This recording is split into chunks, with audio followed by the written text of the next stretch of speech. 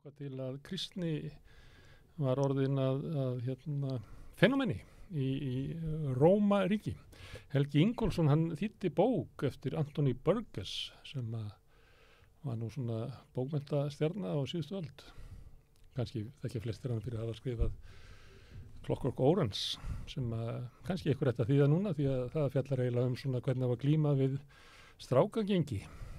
En við ætlum ekki að tala um það, við ætlum að tala um Róm fyrst og fremst, tala um þegar Róm brennur og ég held að bókin endi við eldgosið í Vesúvísi. Þannig að við ætlum að fara aftur í tíman með Helga Ingólfssoni, hann er sagnfræðingur og hefur skrifað sjálfur sagnfræðilegar skáldsögur. Hann Kjartan Orri Þórsson, hann er sérfræðingur í Mið-Austurlandafræðum og þekkir til í Íran og við ætlum að ræða saman ástandi sem er þar, hvað er til að þar að vera, hvort að þessi þorandi hafa einhverja von að það mál endi vel. Það eru stjórnarmyndunarviðræður í Danmörku. Þar er stefnt að því að búa til ríkisstjórn yfir miðjuna. Hún er að fæðast. Þau taka sér góðan tími í þetta Danirnir. Það er búið að útiloka róttaka sósíalista frá stjórnarmyndun og svona ultrahægrið hinum einn. Og miðjan er að ræða sín á milli hvernig er þetta tjasla saman ríkisstjórn. Gísli Tryggvason, sérfræðingur okkar í dönsku stjórnmálum, kemur hérna og við ætlum að spjalla við hann komandi ríkisstjórn og hvaða áhrif það muni hafa í Danmörku, hvort það breyti einhverju, veit ekki það. En það eru fréttir dagsins og hér er hann Karl Héðinn kominn aftur. Já, sælviti. Það er kannski mest spennandi núna að samninganefnd VR fór frá samningsborðið áðan og er núna að skoða innan borðið þessa samninga. Þeir voru ekki í Karphúsinu. Nú, já, ok. Þeim hefur verið boðið að koma þar. Nú eru þau að funda. Þau eru að funda það hvort þau ætla að taka þessum blikum sem eru núna á lofti í samningunum. Já, og það kemur líklega eitthvað í ljós á morgun. Hvað kemur meira? Kemur líklega í ljós í kvöld, hvað lína kemur út úr þessum fundi. Þau verður að taka ykkur afstöðu. Sátti sendi hinn alla heim, það hefur verið gott að vera að vinna í baklandinu. Líklega er það mat að baklandið í Verkó sé ekki nógu traust.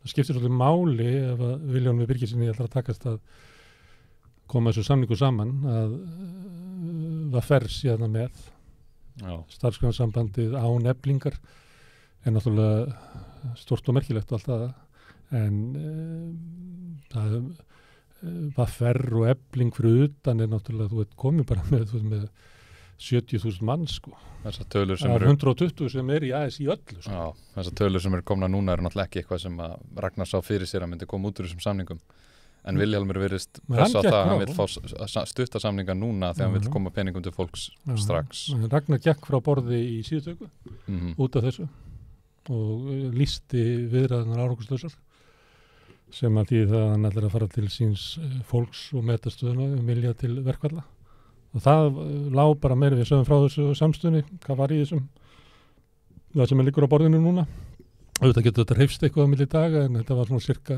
eins og við lögðum upp þótt að Villi hafi eitthvað að reyna að slá þótt á borðinu með svona litlum útusnúningum í samtali við MBL þetta fjallaði miklu meira heldur bara 20 skallin en við sögum líka frá fleiru starfsaldurhækkunum og hagvaxtaraukanum þannig það er annað í þessu, það er líka samninga við stjórnvöld barnabætur og vaxtabætur og húsnæðisbætur.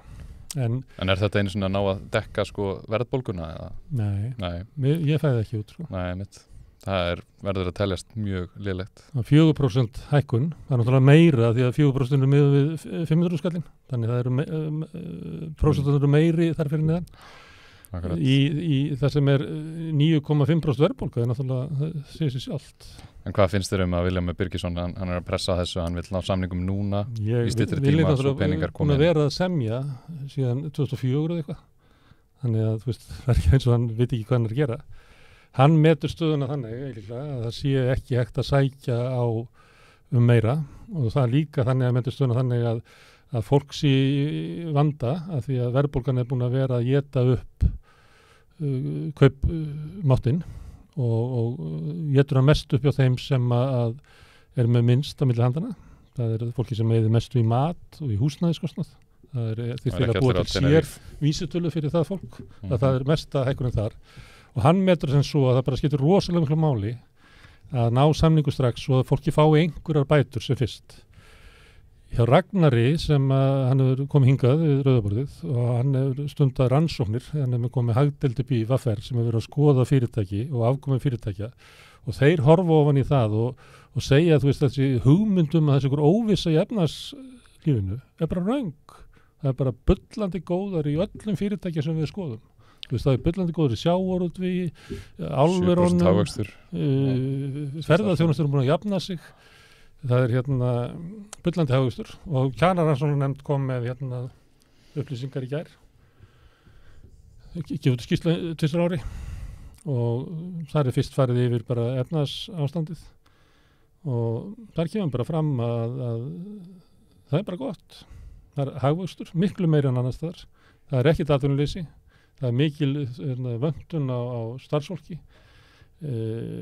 25% herra verð á sjávarafurðum út í heimi, 60% herra verð á áli.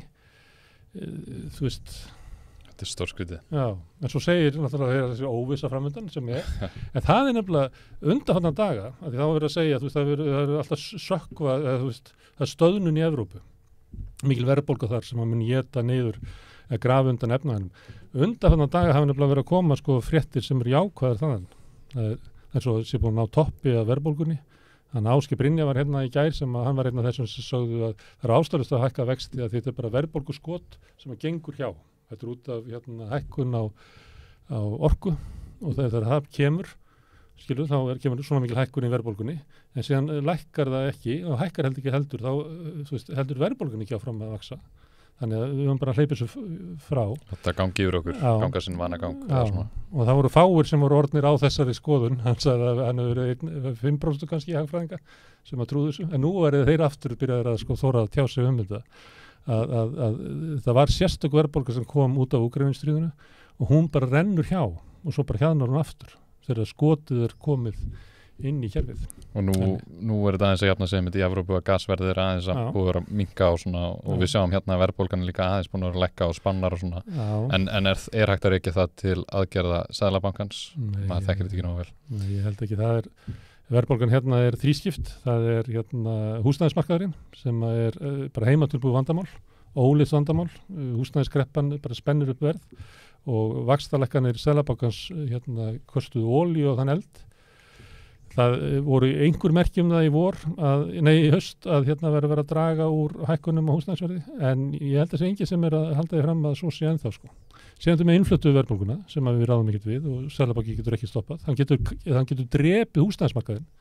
Það eru svona margir sem vantar húsnæði og hann getur bara hækka vextina þannig að það fólk bara geti ekki út af þessu húsnæði. Sé bara götunni. Og svo það svona þenslu verðbólga út af að það efnahagslífið að taka við sér. Það eitthvað launaskrið í gangi, það má líka sjá á tölunum. Það er ekki alveg þetta fullir það, en það svona frekar að það sem fara í gang. Og það náttúrulega, ef fólk óttast að laun valdi verðbólgu, þá það fyrst og fremst launaskriðið sem ætti að áhyggjur af. Í raunverulega hefur ekki áhyggjur af taxtahækkunum að það auki verðbólguna. En það geti orðið til þess að myndi auka launaskriðið. En launaskriðið virðist vera þegar byrjað, en það eðlilegt þegar flest fyrirtæki vantar starfsfólk og það vil ekki koma að vinna hjá þér og hvað gerur þá? Þú eru bara að hækka launin.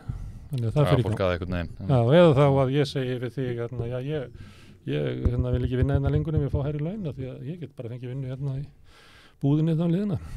Skilur þannig að einhver leyti það þetta fullir það en það margt sem bendir til þess að þetta ástand sem þegar komið í gang og þess vegna þessi átök inn í verkefnishreyfingunni sem bara raunveruleg á milli fóstbræðranna Vilhjálms Birgissonar og Ragnars sem bara ólíkt mat á stöðunni.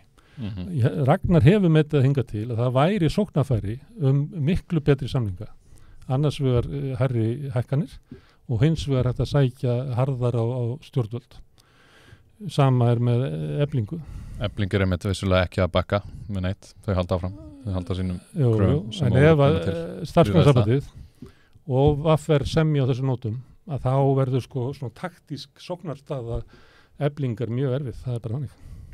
Við verðum að halda puttanum á púlsunum í þessu, en í öðrum fréttum og þá samþykti meirihlutin í borginni, í borgarráði, sparnaðar og ræðingar aðgerir og þetta eiginlega svona harðræði kannski á tímum góðæris, skrýtnar blikur á lofti. Þessar sparnaðar aðgerir eiga skilar rúmlega miljardi króna. Þau eru að spara í innkaupum, ætla að spara einhvern veginn í innkaupum til leikskóla, í mat aðalega. Þau ætla að stækka og breyta gjaldsvæði bílastæða, hækka líka gjaldtöku. Þannig að það mun vera dýrara að leggja í borginni og það verður rukkað á stærri svæðum. Umfram það sem við vorum búin að kynna, þau voru búin að hækka í Sundið og þau voru búin að hækka allt áður. Þetta er viðbótur. Já, þetta er það. Og líka frístundarheimilum á að loka korteri fyrr sem á að skila einhverjum 20 milljónum eða eitthvað. Þannig að það er verið að tína allt til svona, en þetta er samt bara milljarður samkvæmt áætlun. Aukin gjaldtaka og niðurskurður á opinberri þjónustu, þetta er svona nýfrjálshyggjan. Þegar það er meðhagnaður hjá fyrirtækjum og mun meira hagvöxtur en búist það við. Það er náttúrulega sér vandi sem eru sveitafélögin, menn svo sveitafélögin ráði ekki tekjuöflunni. Þau eru hafa tekið yfir alls konar verkefni og fengið alltaf lítið pening til þess. Þau geta ekki prentað í peninga eins og ríkið, þannig að þau hafa lakari stöðu á að leysa sín mál. En það sem að mér fannst vera merkilegast í fréttunum fjárhag Reykjavíkurborgar var að það er tap á svona venjulegum rekstri, það sem að útsvarið sem þau fá og svo eyða þau ykkur þjónustu. Það er 11 milljarða halla á því, en hins vegar samstæðan er skiluð með yfir núlli. Ástæðan er það að eignir félagsbústaða hækka 20 milljarða. Það er endurmetið. Það voru í áramótin voru metið á 124 milljarða. Þannig að nú er þetta komið upp í 144 milljarða sem þessar 3000 pluss íbúðir eru metnar á. Það sem að þetta liggur á bakvið þarna er eins og að eigið félagsbústaða er orðið feiknarlega sterkt, líklega 58% eigið fé. Þannig að skulda bara 32-33% af og ef við skoðum kannski eins og Reginn og Eik, þessi fasteignafélög sem eru í Kauphöllinni, þá er svona eigið féð þeirra svona 30, eitthvað svoleiðis. Og ég man það til dæmis þegar Kína var að reyna að hemja fasteignaborðuna þar, þá settu reglur að það er að vera 30% eigið fé. Og þetta er svona ágætis sumarputaregla. Þetta er ekki, kynverjarnir fundið þetta ekki upp og íslensku fasteignafélögin fundið þetta ekki heldur upp. Þetta er svona hugmyndir að með því að 30% eigið fé þá getur þú labbað í gegnum svona verðfall á fasteignum.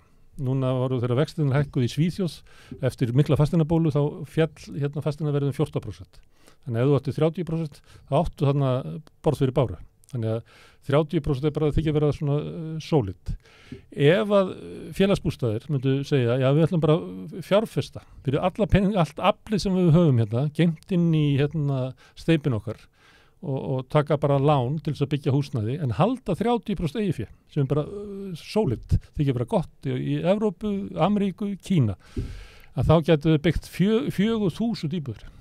Wow. Á þess að raunverulega spyrja kongaði brest og ég bara sósíalistanir í borginni hafa bent á þetta og þá var bara ekki komin svona mikið eigið fé. Ég held að það hafi verið þá talað 2.800 til 3.000 íbúðir sem hægt verið að byggja en borgaryfirvöld bara neita að gera þetta.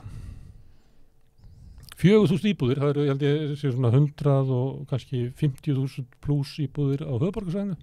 Veit ég, ætla ekki svona 100.000 íbúðir í Reykjavík. Félagsbústaðir eiga 3.000 íbúðir pluss. Þannig að þetta væri bara, það væri svo stórkostlegt.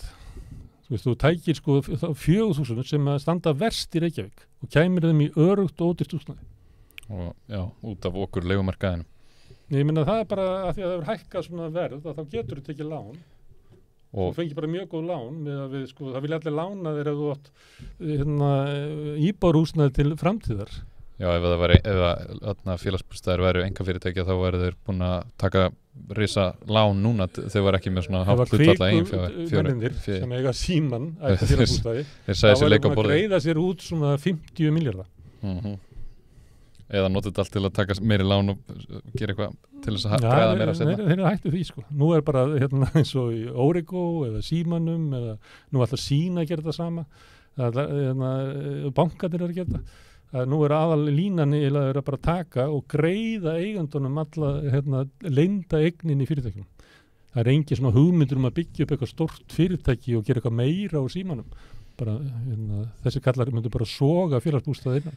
Það skrítið samfélag þar sem að það gengur mjög vel á einn bóginn og verið með nóg peninga út allt og hægt að gera mjög margt til þess að mæta stöðunni en það einhvern veginn bara ekki hægt að gera það. Félagsbústaðir sem eiga að búa til húsnæði fyrir fátækasta fólk í Reykjavík eiga efnaði að byggja 4.000 íbúðir.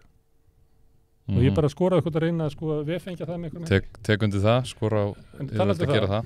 Það var ein frétt sem að fór hérna gegn að því sama fundi og þú veist að vitna í borgarráði. Þá var samt að skoða það að setja kláf upp á Esju. Já, sérkennilegt. Á sama tíma að vera að fara í hagræðingar en að vera að dýna allt til, sko. Já. Þetta er svona svolítið... Ég veit ekki, líst fólki vel að þá hugmynd í sjálfum sér, sko. Alveg eins og Pálmann í sílóinu við Vogabyggð og Stráin við Braggan og þetta er allt voðalega snjallt í sjálfum sér. En því miður er þetta svolítið einkenni að þessum meirhluta. Já, maður veit ekki alveg hvort þeim sé hreinlega treystandi í svona aðgerðir. Ég meina, svo var þessi leikskóli sem þau keyptu af Adam og Evu búðinni, það fór upp í einhverjar 100 milljóna. Maður skilur ekki alveg hvernig þau fara að þessu. Mikla alls þar. Hreinlega. En svo vantir svolítið svona fókus á svona raunveruleg verkefni. Já, en í öðrum fréttum að þá kom skoðanakönnun Gallup út stöðu fylgiflokkana. Já. Og það trend sem er búið að koma stendur, samfylkingin vinnur virkilega á sig, heldur áfram að rísa og alveg töluvert frá síðustu könnun Gallup. Framsóknarflokkurinn minnkar, Píratar minnka frá síðustu könnun en eru stærri enn í kosningunum og þetta virðist allt vera að fara til samfylkingarinnar. Kristrún er að bara sópa til sér fylgi. Það er ekki oft sem hún sér svona mikil mun. Þau voru með 16,6% í síðustu könnun fyrir mánuði en það eru núna með 21,1%. Það bætist við að 4,5%. Þetta er rosalegt hástökk. Og það er erfitt að benda á það svona á þessu mánuði frá hverjum þeir eru að taka. Það er augljóst að þeir eru að taka frá Framsókn sem að minnkar 1,6 er komin í 12,2. En annars virðist þú vera bara að kroppa af öllum. Þannig að það bara þetta er erfitt að meta þetta er svona frekar á miðjunni sem að vera að taka til. En ef við skoðum frá þingkosningum að þá er ríkisstjórnin að tapa en það eru Framsókn og VG sem er að tapa sikkur 5%. En Sjálfstæðisflokkur heldur sínu. Flokkur fólksins er ekki í stuði. Mælist ekki inni. Rúmi 4% og ef þú pælir í því þá hefur Inga lítið sést. Já, maður er ekki heyrt mikið frá hann einhvern veginn. Það er eins og þingkópurinn, þessu 6 manns, jafnstór þingkópur og samfélkingin eða Píratarnir. Þá er þetta ekki sérlega áberandi. Við höfum stundum notað á okkur vantar svona eitthvað spaugilega frétt í lok fréttaauglýsins að tala um eitthvað Jakob Frímann að segja á þingi eitthvað svoleiðis að því að þau eru ekki svona inn í svona inn í svona alvöru málum. Verður að segjast. Þau tapa og síðan þau sem að græða, það er 11% til Samfylkingarinnar, 3,5% til Pírata, 1% til Sósíalista. Það verður spennandi að fylgjast með hvernig þetta fer á næstu mánuðum, hvort þetta haldist, hvernig þetta breytist og svo náttúrulega þegar kemur að kosningum, þá spurning alltaf hvað gerist og hvað kemur upp úr kassunum. Og hvað þetta er? Mikil traust á Kristrúnu, eða er þetta það að Logi hefði haldið flokknum niðri? Að þegar hann fer og þá bara rís hann upp, það er svo haldir svona ykkur fargi, svo leifir svo þá bara lyftist það. Það getur verið. En síðan náttúrulega Kristrún er náttúrulega líka búin að vera, fólk er að kann að meta það sem hann er að segja og svona virðist vera kannski nýr áhugi á samfylkingunni að myndast. Kristrún? Já, hún kemur mjög vel fyrir og er svona likeable. Og talar fyrir klassískri jafnaðarmannastefnu lengra til vinstri, tilbaka úr nýfrjálshyggju tímanum. Mér finnst hún að tala til hægri. Mér finnst það. Já, mér finnst hún svona, hún andmælir svona hugmyndalegri grundvelli Bill Clinton og Tony Blair. Svona verðuleikana eða svona uppgjöf þeirra gagnvart vinstri mennskunni en svona allt sem hún talar allar svona lausninnar finnst mér vera svona þetta ekki svona mikið til vinstri En hún er allavega í minnstakosti annað en Tony Blair að þá vil hún breyta skattbyrðinni tilbaka, eða ekki, allavega. En ég að skoða bara hvaðan hún sækir þetta. Hún sækir þetta mest sko svona inn á miðjuflokkana. Eins og sósíalistarnir eru með þeir eru aukast frá síðasta könnun. Fylgi frá VG var farið. Nei, já, og það fylgi, ef að segjum að Kristján taki fylgi frá VG, þá held ég að sé svona forustu fylgi. Ég held að sé ekkert svona vinstra fylgi þannig á VG lengur. Nei, þetta er mikið hátekjuhópar og annað skringileg þróun. En svo eitt sem forðulegt af því að hún gengur með barni. Kristrún, já. Þannig að þá þurfa að þetta svona kyrt svolítið áfram á henni, þá þarf sko samfélagi að vera búin að koma sér saman sem einhver svona flokkur. Þannig að hún fái allavega smá barneignarfrí. Já, ég væri til að sjá svona alveg ítarlegar hugmyndir stefnur og hvað þið ætla að gera og ætla að hækka fjármagnstekjuskattinn og hversu mikið og hvernig hvað minni hækka bætunar mikið og akkurat að það sé komið bara plan sem þau eru með sko. Þannig, maður vil sjá þannig frá stjórnmálaflokki og hann setur svolítið út hvað hann ætlar að gera og af hverju og svo getur maður séð hvort að það verði eitthvað að því úr því segi ég. Já, það er líka sko Helga Vala og Oddný þurfa að tala í takt við Kristrún. Það hefur ekki verið sko. Svo ef að Kristrún fer á sviðinu þá er ekki vissum að sko haldist svona. Það verður bara eitthvað Tony Blairis með aftur eða? Nei, ég veit ekki hvað það voru þannig. Nei, það er það ekki. Flottar. En í öðrum fréttum þá var glæpasaga Katrínar Jakobsdóttir tilnefnd til íslenskura bókmenntunarverðlauna. Blóðdropinn. Það eru glæpaverðlaunin sem voru til áðan sem hétu Blóðdropinn. Það eru komin inn í bókmenntaverðlaunin sem einu sinni voru bara skáldverk og flokki fræðibóka og rita almenns eðlis, eitthvað svo kallað. En svo var bætt við barnabókunum og nú er búið að taka inn krimmana og þá vil svo til að það er forsætisráðherra sem að flytja þar inn. Hvað finnst þetta að fyndið það? Já, svolítið fyndið. Heldur það að við breytt þessu af því að hún væri þarna? Það lítið henni út sko, en náttúrulega rithöfundurinn sem að ritaði með henni án þess að sé ekki að lítið úr hæfni Katrínar í að skrifa bækur en þá var hann samt með þaulreyndum metsöluhöfund það veit ekki, ég hef ekki lesað þessa bók. Ég er alveg hættur að lesa Reyfara og hef aldrei verið duglegur við þessu sem. En ég var að skoða þetta með svona, þetta er nú allt eftir bókinni eins og sagt er.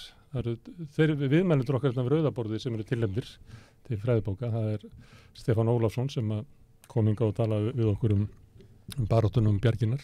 Bókin hans Heimurinn eins og hann er? Nei, önnur bók. Nei, baráttunum Bjarginnar heitur hún. Já.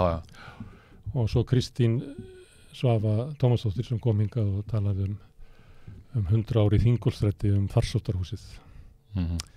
Þannig að bækur eru sko eiga erindi hérna og við hérna við rauðaborðið við verðum að tala eins og þýddabækur og hlera.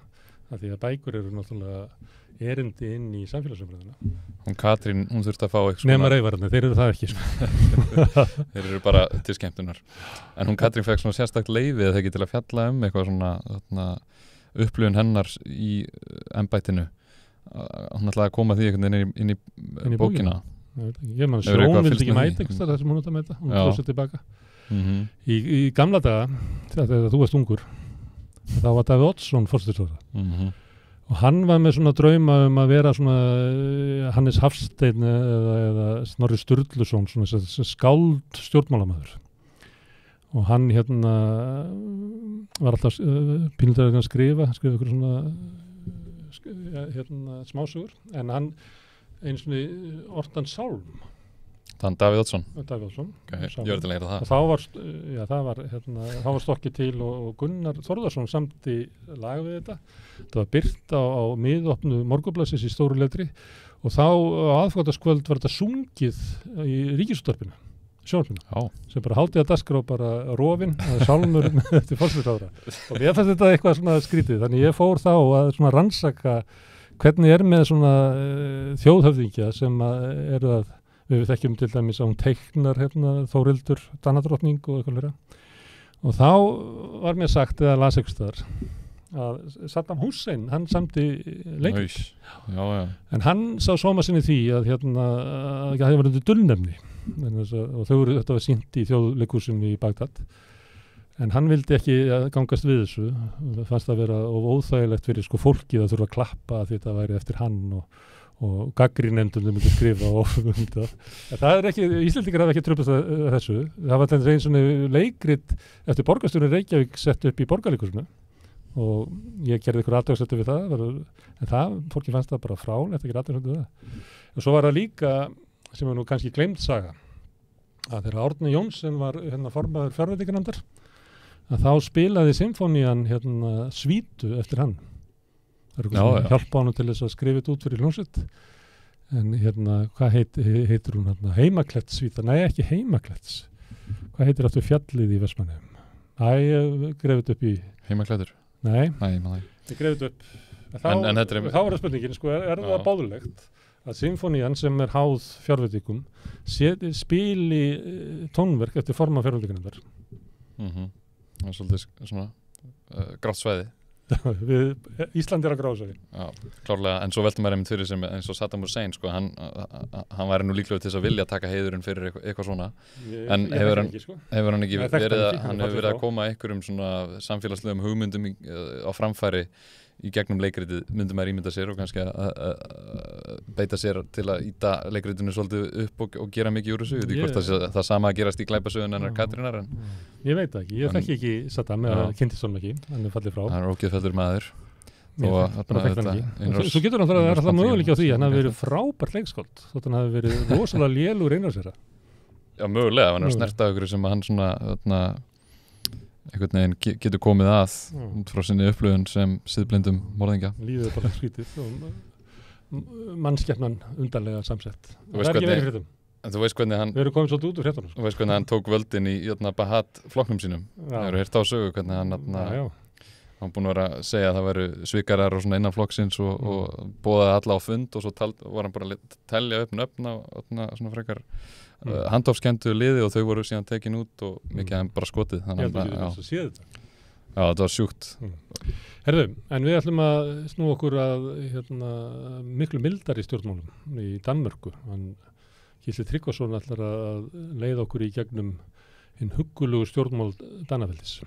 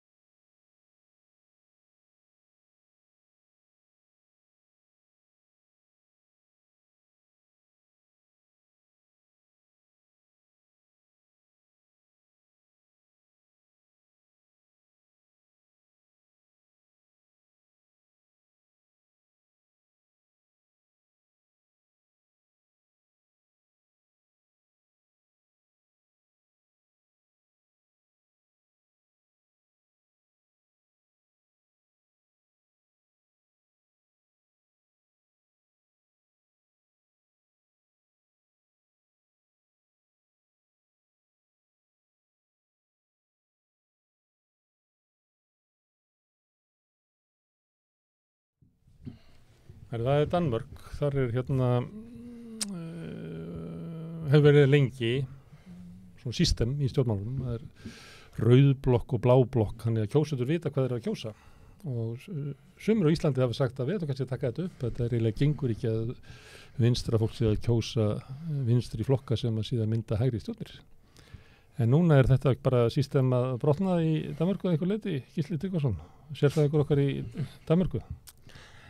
Já, það er orða sönnu. Þetta hefur verið einn af kostunum við skandinavískt kerfi, flokkakerfi. Þar er yfirleitt tvær blokkir sem takast á, sósíaldemókratar og vinstri flokkar í kringu þá eða miðju og hægri flokkar á móti. Og þannig að það er yfirleitt vitað á kosninganótt, hver verður forsætisráðherra, hvor blokkin vann. Og sömuleiðis kosið það. Já, kosum það og þetta er eitt af því sem við í stjórnlagaráði litum til, allavega ég, þegar ég var að rökstyðja hvernig við vildum hafa stjórnarmyndunarkerfið aðeins breytt, aðeins formulegra. Því hér er þetta alltaf mikið lotteri, eins og þú segir. 1978 allimist þá gátu hvorugur vinstirflokkurinn hinum að verða í forsætið, þannig að úr var það tapari kosningana, Framsóknarflokkurinn fekk forsætisráðuneyti með af flokkunum tveimur. Og ekki gekka betur kosningaður eftir þegar sumir á kjósættu Sjálfstæðisflokksins mynduðu vinstristjórn. Já, það getur allt gerst á Íslandi. Það getur allt gerst á Íslandi, en ég held að þetta sé nú frekar undantekning á reglunni frá skandinavísku stjórnmálum og dönskum, en það er einmitt líka 1978 sem að var síðast reynd stjórn sem að er hugsanlega að taka við núna, það er að segja SVAF-stjórn, stóru flokkarnir sikkur með við miðuna, Sósíaldemókratarnir annars vegar og Venstri sem er hægra megin við miðu, þráttur í nafnið. Þeir eru líklega að ná saman með nokkrum stuðningsflokkum, en kannski verða þeir bara tveir í stjórninni sjálfri. Lars Løkke Rasmussen sem var formaður Venstri og er núna með Moderaterna, hann verður sennilega ekki boðinn inn í stjórnina en mun sennilega styðjana vegna þess að hann stakk nú upp á Mette sem forsætisráðherra. Og er svolítið svona höfundur að þessari stöðu sem er. Já, fyrir síðustu kostingar. Þeir ununum ekki því. Nei, hann er sigurvegari kostingarna. Já, mörguleiti. Hans svona hugmyndum að mynda stjórn og klippa vinstrið og hægrið svolítið af. Já, þegar hann var formaður Venstri sem hann er nú genginn út úr, þá ákvað hann upp á sitt einstæmi rétt fyrir kostingar 2019 að best væri að stefna að svona stjórn yfir miðuna og þvert á það sem að hans flokkur hafði staðið fyrir og talað fyrir lengi og hann var nú ekki mjög vinsæll, gaf út bók þetta rétt fyrir kosningar á hans að tala við kongaði prest og þetta er kannski eina ástæðan fyrir því að hann fær ekki vera með en aðal ástæðan er nú kannski að hann Venstri vill ekki hjálpa honum að lifa af þetta kjörtímabil þannig að mér stu líklegt að þetta verði bara SVAF-stjórn með Moderaterna og radikali Venstri og einhverja fleiri sem stuðningsaðilar. Áður við tölum stjórnina, stöldrum aðeins við Lars Løkke. Akkur ætti hann ekki að lifa af kjörtímabilið? Já, bara nýjir flokkar eru kannski síður líklega til þess að lifa af ef þeir fá ekki að komast í áhrifastöðu.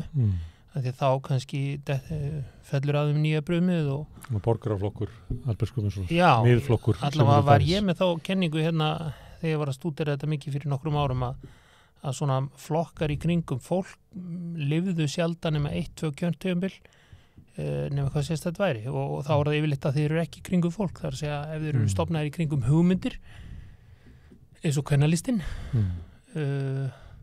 sósíalistar ekki í kringum einhvern mann sem að ekki náði framgangi. Ég meina Björt framtíð var svona dæmigert, ég mótaði þessa hugmyndi í kringum eiginlega það uppbrot þegar flesti félaga mínir í Framsókn fóru yfir í Bjarta framtíð og ég fór yfir í róttakarafl sem hétt Dögun að þá spáði ég því að þetta myndi ekki ganga og það var úr að Björt framtíð mann var allan okkur hvað var.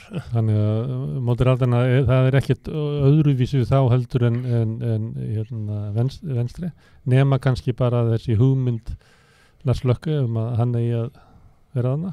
Já, hugmyndin hans er að það er mynda stjórnum eitt hvað, eins og hann segir, en ekki eitt hverja, en það er bara orðagjálfur. Ég held að aðal tilgangur hans sé að halda sjálfur sér pólitískt á lífi og koma sér annars í einhverja stöðu, en hann hefur aldrei kannski gert mikið annað en að vera pólitíkus. Þú ert ekki hrifin á honum? Nei, ég er ekki dvoðalega hrifin á honum, en hann kom með góða hugmynd daginn, eða frumlega hugmynd varðandi endurskipulaga á lífeyrissjóðskerfinu, en þar er ég kannski ekki nóg róttækur. Hann sérst vill fjármagnaða betur eins og við gerum hér í staði fyrir að hafa þetta í gegnum skattin. Það er þetta uppsöfnunarkerfi. Já, en nei, ég er ekki mjög hrifin á honum vegna þess að hann er líka svolítið spiltur. Ég meina hann hefur ekki haft svona bókaldi alveg í lagi alltaf og hefur tengst kótakóngum með ósæmilegum hætti og svona. En þessi ríkisstjórn, nú er þetta búið að pröfa þetta við erum með svona stjórn, næstu því. Þjóðverðir eiginlega sem gáðist upp á svona stjórn, það voru allir ánir hundliðir á þessu. Er ekki svona ákveðin hætta á því að svona stjórnum verði einhvern veginn, það talar svolítið stjórnina sem við erum með þannig, fyrir út af þá sem er í henni, fyrst hún verður frábær. en öðrum finnst hún svona að vera... Já, munurinn sá að hér þetta kannski að því að það var allavega sögn Katrínar Jakobsdóttur ekkert annað í boði en hinnir segja nú annað, það segja sem vildu vera með inn í stjórn sko. En kosturinn hjá Mette Frederiksen og þá venstri, Jakob Ellmann, að Mette hafði aðra kosti. Hún hafði einsmanns meirihluta fyrir hefðbundinni vinstri blokkarstjórn, ef við teljum radikali venstri með í þeirri blokk, og þess vegna var samningsstaða hennar betri en ella, annars hefði hún þurft að fara í þessu stjórn, en hún þarf ekki að fara í þessu stjórn, hún bara vill það. Já, hún afskrifa hitt tiltölulega fljótlega. Já, bara strax á kosninganótt. Þreytt á að vera með einhelslistinn og svona róttaglíka og svo einhverja færing og grænlendingar sem geti gert einhverjar mikla kröfur og... Það hefur nú ekki verið stór vandamál þegar hún náði allir saman og hún hefur ráðið því sem hún hefur viljað ráða, sérstaklega í COVID. En ég held að heyrir þetta svolítið hjá Katrínu og Bjarna sérstaklega að svona nenn ekki að eiga við hinaflokkana, litluflokkana sko. Það er svo mikið vesen, það er miklu betra að eiga við einhverja svona flokka sem eru með eitthvað svona burðarvirki, eru með sögu, kunna verið í ríkisstjórn. Já, ég meina það ákveðin rök fyrir því, ég meina Björt framtíð sýndi það að vera ekki með sko stofnanaminni og kultúr, þá kannski fellur þetta svolítið hratt þegar skandall kemur upp eins og þá. En ég held að sko þetta sé nú meðal annars hjá þeim báðum ekki bara að þau þurfi að fara í þetta, heldur líka að þau vilja mynda umbótastjórn erfiðar umbætur sem að ystivængurinn til vinstri og ystivængurinn til hægri er kannski ekki hrifin af. Og hver eru þeir? Já, það til dæmis í lífeyriskerfinu og ýmislegt í bara efnahagsmálunum og heilsufarsmálunum, þeir eru reyndar flestir sammála í heilsugæslumálunum öllum og sjúkrahúsmálunum. En ég hugsa að lífeyrismálin séu kannski einn af stærstu struktúrunum sem er erfitt að fá vinstri fólki með í og svo útlendingamálin, það er svona ákveðin samhljómur á miðjunum að leysa aðeins úr þessum ströngu útlendingamálum, þannig að það komi hreinlega fleiri vinnandi hendur meðalans til þess að leysa þá vandamálin í öldrunar og velferðarkerfinu. Þeir eru lettir í vandræði með sitt útlendingastarfi? Já, þeir eru lettir í vandræði með það að því að fólk er að eldast og það eru að fæðast færri börn og bara þetta almenna sem að Vesturlöndi standa fram yfir. Þau þurfa að, hvort sem líka betur og vel, að þykja fleiri vinnandi hendur sunnan frá og austan frá. Bara til þess að halda kerfinu gangandi? Já, halda kerfinu gangandi. Og halda svona eðlilegri líðheilsu? Já, en þeir vilja hins vegar velja úr og velja velmentað fólk sem að getur hjálpa til. Já, eins og margir. Eins og sumir hér. Já, sumir hér. Og verið í stefna víða sem er vísa til eins og í Kanada og svona, en svo þegar það er skoða þá kemur náttúrulega inn miklu fleiri innflytjendur til Kanada heldur en einhver sem er handvalið. Já. En af hverju til þess að breyta í lífeyriskerfinu þarf að losna við róttæka vinstrið? Er þá verið að færa þetta nær því sem er hér, þar sem að er uppsöfnunarkerfi, þar sem þú ert raunverulega að, flytja stéttaskiptinguna vinnumarkaðinum yfir á efri árin? Já, það er nú kannski að hluta til þessi hugmynd Lars Løkke sem ég er ekkit viss að sé ráðandi við þessa stjórnarmyndun, en það þarf að endurskoða lífeyriskerfið þannig að það sé meira í samræðum við einhverja skýrslu sem var gefin út nýlega og þeir þurfa að aðlaga sig betur að henni. En ég held að vinstri sé nú kannski bara ekki opið fyrir neinum breytingu þar. Þeir eru ekki alltaf nógu duglegir kannski að skoða með opnum huga eitthvað. Þeir eru að verja gamla sigra. Þeir eru að verja gamla sigra, já, það má segja það. Og það og stundum eru gamli sigrar má kannski fórnaðin fyrir einhverja nýja sigra sko, en ég held að mig nú treysta á sósíaldemókratar sko takki enga kollsteypu í þessu og venstri eru þetta ábyrgur flokkur á margan hátt. Þeir taka engar kollsteypur gegn svona heldur smælingjunum sko, held ég. En þeir vilja auðvitað leta á skatta á þeim ríkari og það þurfa sósíaldemókratar þá að sætt sig við á móti og eitthvað slíkt. Svo er það náttúrulega varnarmálin, það er komin ákveðin konsensus hjá flestum flokkum í Danmörku að setja meira í þau og það breytir í stöðu Evrópumála eða friðarmála í Evrópu, hernaðarmála í Evrópu. Þannig að til að Glistrup ekki virka núna, að hafa bara símsvara. Nei, hún er orðin óraunhæf sko, en það var hún það kannski þá, ég meina glýstur og glemdi nú kannski að hans heima Bornholm, hún var hersetin ári lengur en Danmörku örleiti. Hún var hersetin af Rússum eða Sovjetmönnum til 1946 og Danir þurftu sko að friðþægja Sovjetmenn með því að taka upp rússnesku kennslu til þess að svona auðvelda rússónum að fara burt. Hverju mun þessi stjórn breyta? Þetta er náttúrulega flokkar sem hafa verið bara skipta, búin að meira og minna, búin að vera að skiptast á að halda völdum í Danmörku. Svo langt sem augað er, næstu því. Stundu voru íhaldsmenn þarna. Meira og minna þetta eru stofnanaflokkarnir í Danmörku. Já, þetta eru stofnanaflokkarnir, þetta eru stóru stofnanaflokkarnir. Þannig að þetta breytir í lengu?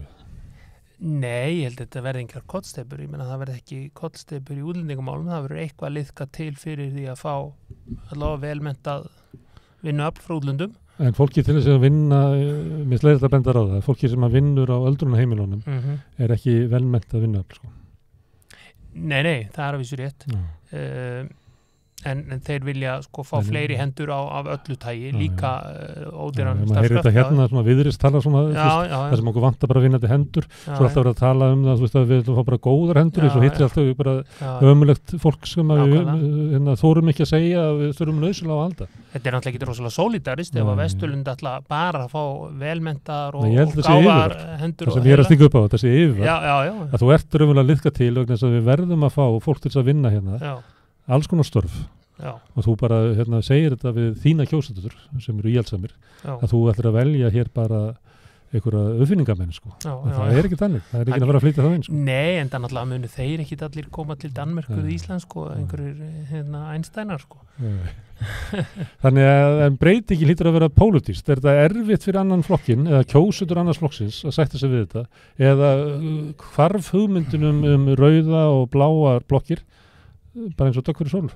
Nei, ekki alveg fyrir Dögg fyrir sólu, eins og Dögg fyrir sólu sko.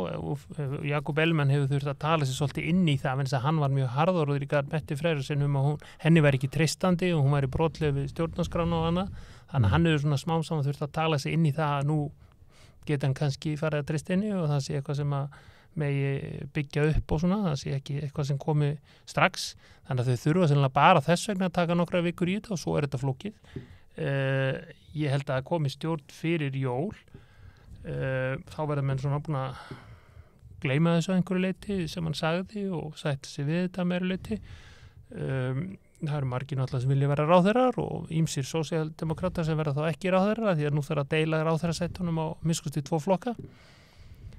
En hvað á að segja, það verða örugglega einhver umbætur sem svo kallar reformer sem að mun stinga allavega vinstri menn þannig að það þarf breiðan meirihluta til þess að svona koma þeim í gegn, hverja sem þær verða.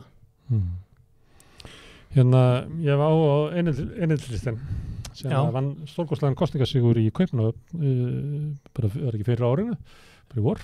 Jú, en ekki núna, gekk ekki nóg núna. 5,1%. Flokkur sem var kannski 30 pluss ára, tók svona smá tíma að komast á þing, en er búin að vera á þingi líklega í 25 ár. Já, ekki svo leys.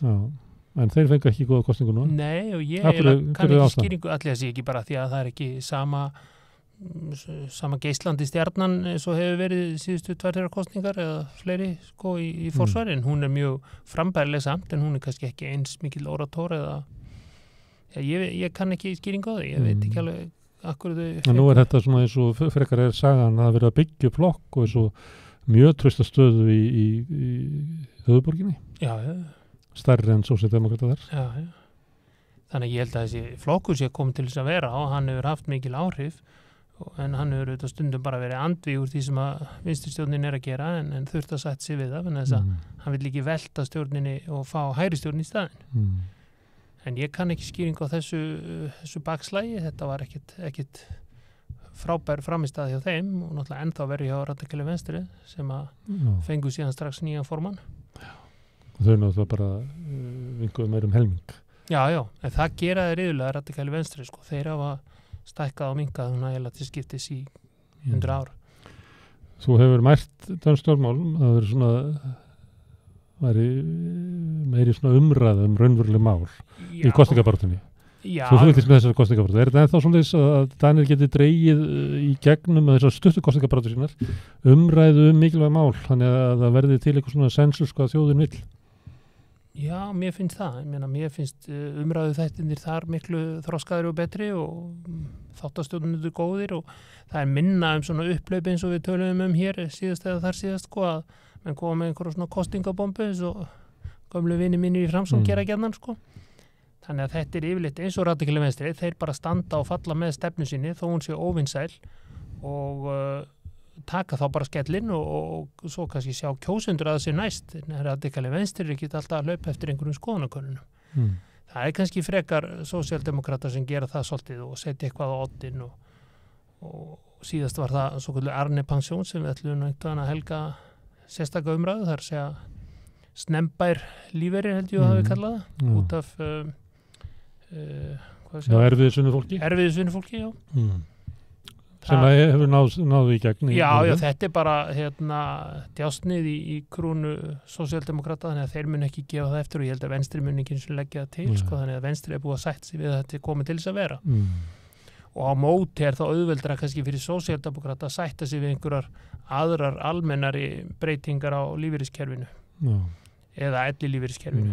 Fyrir þá sem að fatta ekki hvað við erum að tala að þá er þetta að erfiðisvinnu fólk getur farið fyrr á eftirlaun og sömuleyti bara til þess að svara því sem við þekkjum alveg hér á Íslandi að erfiðisvinnu fólk er oft bara komið örorku þegar það komið á 60-aldur og 70-aldur að þá er það svona viðurkenning á því að vinnan sé slítandi og ólíkt slítandi, þannig að þeir sem eru í erfiðustu störfunum geti farið fyrr á eftirlaun og átt á lengri tíma í góða sæmilega heilsu í efri árum sem að þeim hefur verið meinað raunverulega með því að láta að vinna til 67 ára á sama hátt og þeir sem eru í minni slítandi vinnu.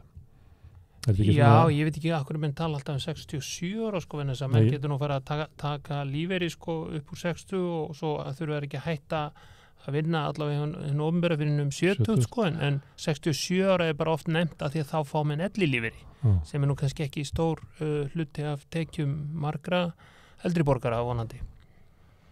Nei, en samt þetta á því að halda. Það eru ekki margir sem hafa efna á því að fara í lífeyrissjóðun og byrja að taka út 65 ára og hætta að vinna. Nei, en stefnan hér... Það verður með góð lífeyrissjóði til þess. Já, en stefnan hér var náttúrulega að væri sko 3 stóðir í lífeyriskerfinu. Það væri söfnunarstóðin sem ég er nú stundum að tala fyrir að Danir ættu að gera meira af, að safna fyrir innkominu.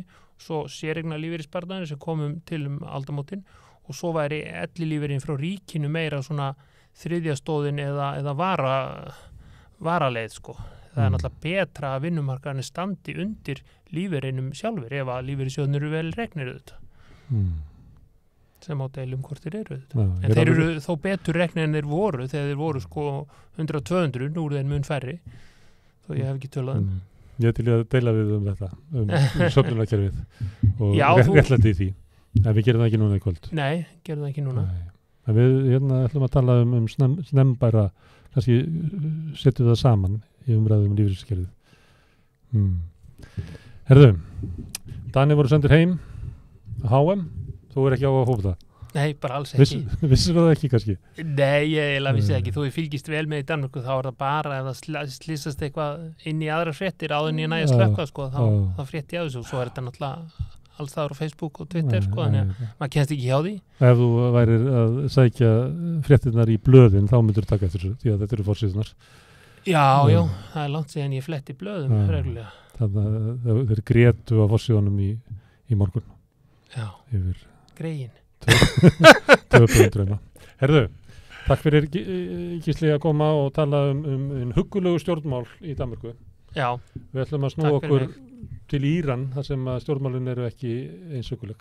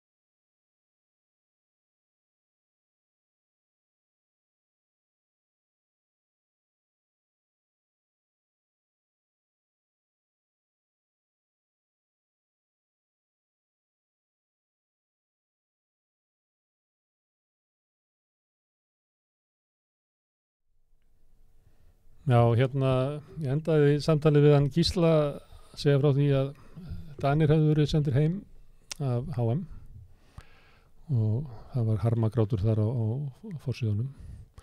En Íran var líka sendt heim, Kjartan. Jú. Ári, velkomin. Nákvæmlega, takk fyrir. Það var svona það í þessum pólitísku HM, það var náttúrulega lið sem að var sko þrungið af pólitík. Já, ég held að fá lið hafi verið með svona pólitíska pressu á sér nokkuð tíman í þessu svona þessari HM sögur sko og tógað í þá sikkur áttina í allar áttir einhvern veginn algjörlega og bara mjög áhugavert í raun og veru að skoða þetta sem var gangið eins og þú segir með Dani sem að grétu þegar þeim var sparkað út á HM en til dæmis eru búin að vera að sjá myndbönd af fólki fagna í Íran að Íranum hafi verið sparkað út á HM af bandaríkjamönnum og við erum að sjá Hvaða merkingu hefur það? Já, hvaða merkingu hefur það? Sko, það er mjög áhugavert að skoða þetta að núna stöndum við hérna í 2022 og Íran og bandaríkin eiga leik sem er einhvers konar svona ekko úr fortíðinni líka því að sömu lið áttust við 1998 á HM í Fraklandi þar sem að eiginlega allt var öfugt með það sem það er núna í fyrradag var það ekki töpuðu Íranir sem sagt 1-0 á móti bandaríkjamönnum og fólk fagnaði því á götum Írans einhvern veginn að þeir hefur verið sendir heim og það var allt annað upp á teningnum þarna 1998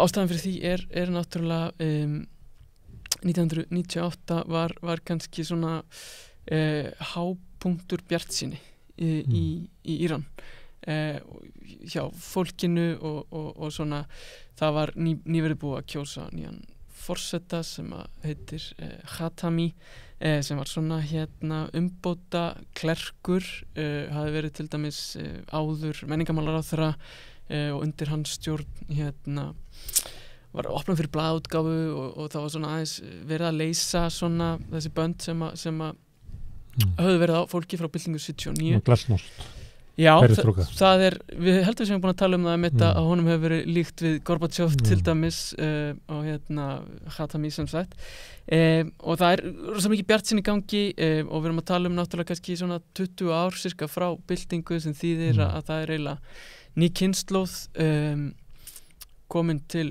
ég veit svo ára hvað við maður segja eru komin inn á inn í háskólana, er komin í einhver svona pólitískar umræður og það er komnar upp svona umræður almennt bara svona hvað ég segja, það er í pólitískar umræði í Íran á þessum tíma aldamótin cirka að þá er farið að tala svona umbóta umbætur er svona inn í kerfinu nefnilega sáttum að við getum búið til okkar útgáfu á góðu samfélagi nefnilega.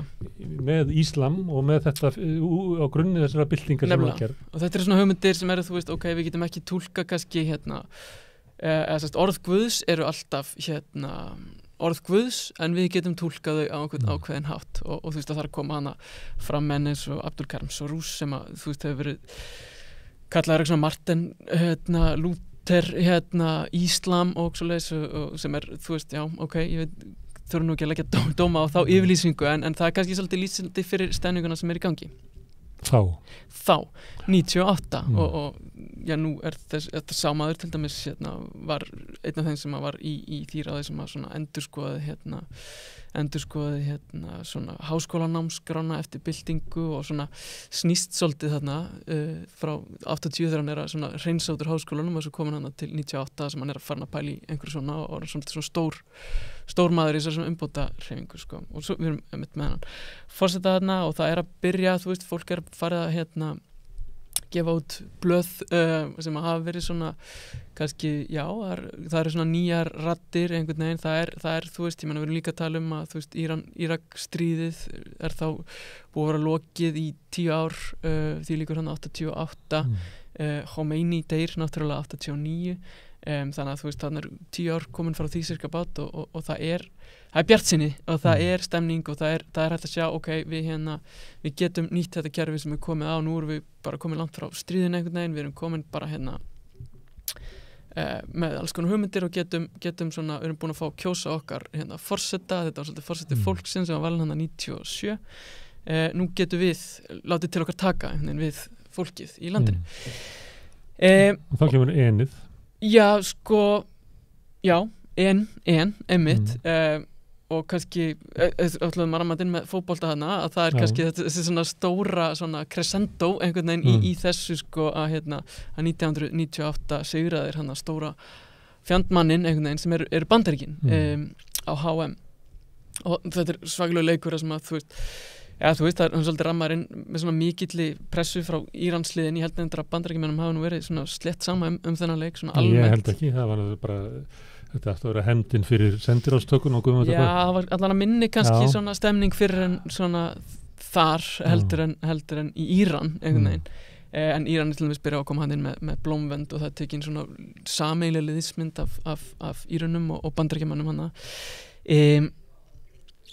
fyrir leikinn og Íran vinna hann 2-1 og það einmitt sko, þjóðhátíð og svolítið svona í fyrsta skipti sem að það er leyft kannski svona í almenna rými einhvern veginn, þessar svona það var jákvæðar tilfinningar svo sem að það er ekki verið að mótmæla neinu í raun og veru, heldur verið að svona fagna og það er bara þeir sem voru í Teheran árið 1998 að þeir nefna þetta sko, það var allir að fylgjast með þessu og þetta er algjör þjóðhátíð, þannig að þetta er einhvers konar svona kannski hápunktur í þessu að einhverju leyti sem er gaglegt að skoða kannski við með það sem er að gerast í dag. Það er vonum sem að fólk batt við þetta tíma. Það er allt upp í móti einhvern veginn, við getum breytt kerfinu okkar, við getum sigra Bandaríkin í fótboltaleik, við getum allt einhvern veginn, bara sky's the limit stemning einhverju leyti.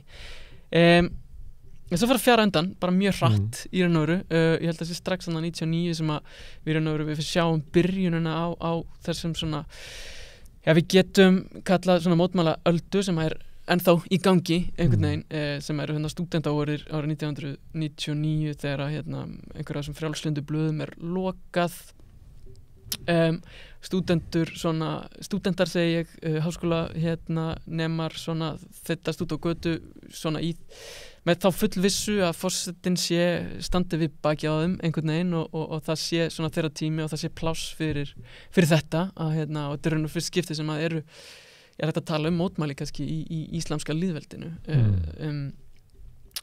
og þeir komast þá að því mjög hratt. Ég held að þessi stúdentamótmæli eða óeirðir eða hvað við maður kalla standi ekki nema í svona 2-3 daga þegar það er bara svona harkalega barið niður, það er komið hann inn í skjóli nætur inn á svona heimavistir þar sem að fólk er bara hent út á svölum og buffað í raun og veru